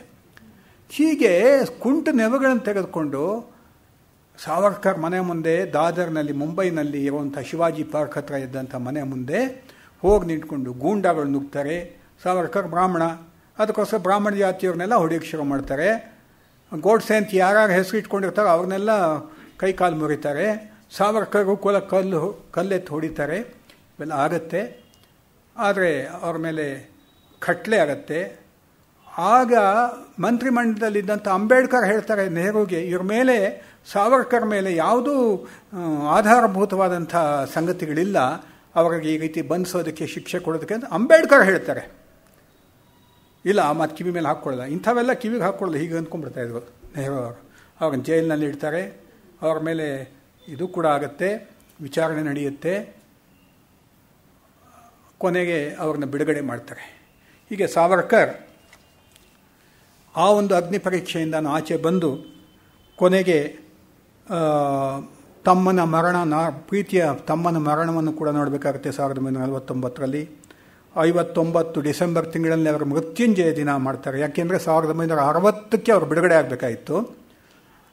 ಆ ದಿವಸ ಬದುಕಿದ್ರಲ್ಲ, ಅದಕ್ಕೆ ಸಂತೋಷಕ್ಕೆ ಮೃತ್ಯುಂಜಯ ದಿನ ಅಂತ ಮಾಡ್ತಾರೆ. ಕೊನೆಗೆ ಅವರೊಂದು ನಿರ್ಧಾರ ಮಾಡ್ತಾರೆ. 83 ವಯಸ್ಸು, ಜರ್ಜರಿತವಾಗಿ ಹೋಗಿದೆ ದೇಹ, ಮುಖ ಎಲ್ಲ ಸುಕ್ಕು ಬಿದ್ದಿದೆ, ಜೀವನ ಹೇಗೋ ನಡೆಸ್ಕೊಂಡು ಹೋಗ್ತಾ ಇದ್ದಾರೆ. ಸಾಕು, ಇನ್ನು ಎಂತೆಂಥ ಮಹರ್ಷಿಗಳು, ಎಂತೆಂಥ ಮಹಾತ್ಮರು ಆತ್ಮಾರ್ಪಣೆ ಮಾಡಿಕೊಂಡ್ರು, ನಾನು ನನ್ನ ಜೀವನವನ್ನು ಹಾಗೆ ಆತ್ಮಾರ್ಪಣೆ ಮಾಡ್ಕೊತೀನಿ ಅನ್ನೋಂಥ ಒಂದು ರೀತಿಯಲ್ಲಿ ಯೋಚನೆ ಮಾಡಿ ಅವರು ಪ್ರಾಯೋಪವೇಶ ಮಾಡ್ತಾರೆ. ಭಾಳ ಜನಕ್ಕೆ ಗೊತ್ತಿಲ್ಲ, ಅವರ ಸೆಕ್ರೆಟರಿ ಬಾಳಾರಾವ್ ಸಾವರ್ಕರ್ ಅಂತಿರ್ತಾರೆ, ಬಾಳಾರಾವ್ ಅಂತ. ಅವ್ರಿಗೆ ಹೇಳಿ ನಾನು ಇವತ್ತಿಂದ ಪ್ರಾಯೋಪವೇಶ ಮಾಡ್ತೀನಿ, ಉಪವಾಸ ಮಾಡ್ತೀನಿ ಅಂಥೇಳಿ ಉಪವಾಸ ವ್ರತ ಸ್ವೀಕರಿಸಿ 21 ದಿವಸಗಳ ಕಾಲ ದಿನ 1-2 ದಿವಸ 2 ಚಮಚ ನೀರು ಕುಡಿತಾಯಿದ್ರು. ಅದಕ್ಕೆ ಮೊದಲು ಒಂದು ಸ್ವಲ್ಪ ಟೀ ಕುಡಿತಾಯಿದ್ರು, ಆಮೇಲೆ ನೀರು ಕುಡಿತಾಯಿದ್ರು. ಅದನ್ನು ನಿಲ್ಲಿಸಿದ್ರು, ದೇಹ ಊದ್ಕೊಳ್ತು. ಅದಕ್ಕೆ ಮುಂಚೆ ಅವರು ಆತ್ಮಾರ್ಪಣೆಗೆ ಒಂದು ಪ್ರಯತ್ನ ಮಾಡ್ತಾರೆ. ದಾದರ ಹತ್ರ ಇರುವಂಥ ಸಮುದ್ರನ ತೀರಕ್ಕೆ ಹೋದಾಗ ಎದ್ದು ಹೋಗಿ ಸಮುದ್ರದಲ್ಲಿ ಬಿದ್ದುಬಿಡಬೇಕು ಅಂತ. ಯಾಕೆಂದರೆ ಚೈತನ್ಯ ಮಹಾಪ್ರಭುಗಳು ಸಮುದ್ರದಲ್ಲಿ ಲೀನವಾಗಿ ಹೋದ್ರಲ್ಲ, ಅವರಾಗಲಿಲ್ವಾ, ಹಾಗೆ ನಾನು ಹೋಗ್ತೀನಿ ಅಂತ. ಆದರೆ ಅವಕ್ಕೆಲ್ಲ ಶಕ್ತಿನೇ ಇರಲಿಲ್ಲ. ಅವರು ವಾಸ್ ಇನ್ ವೀಲ್ ಚೇರ್, ಎದ್ದು ನಿಂತ್ಕೊಳ್ಳೋಕ್ಕೂ ಆಗ್ತಾ ಇರಲಿಲ್ಲ. ಕೊನೆಗೆ 21 ದಿವಸಗಳ ಕಾಲ ಆಹಾರ ನೀರು ಸೇವಿಸದೆ ಬರ್ತಾ 1966 ಫೆಬ್ರವರಿ 26ನೇ ತಾರೀಕು, ಚಂದ್ರಶೇಖರ್ ಫೆಬ್ರವರಿ 27ನೇ ತಾರೀಕು ದಿವಸ 1931 ಚಂದ್ರಶೇಖರ್ ಆಜಾದ್ ಅವನ ಹೌತಾತ್ಮ್ಯ ಆಗತ್ತೆ. 1966 ಫೆಬ್ರವರಿ 26ನೇ ತಾರೀಕಿನ ದಿವಸ ಒಂದು ದಿವಸ ವ್ಯತ್ಯಾಸ. ಸಾವರ್ಕರ್ ತಮ್ಮ ಇಹಲೋಕದ ಯಾತ್ರೆಯನ್ನು ಮುಗಿಸ್ತಾರೆ. ಎಂಥ ಯಾತ್ರೆ ಇದು!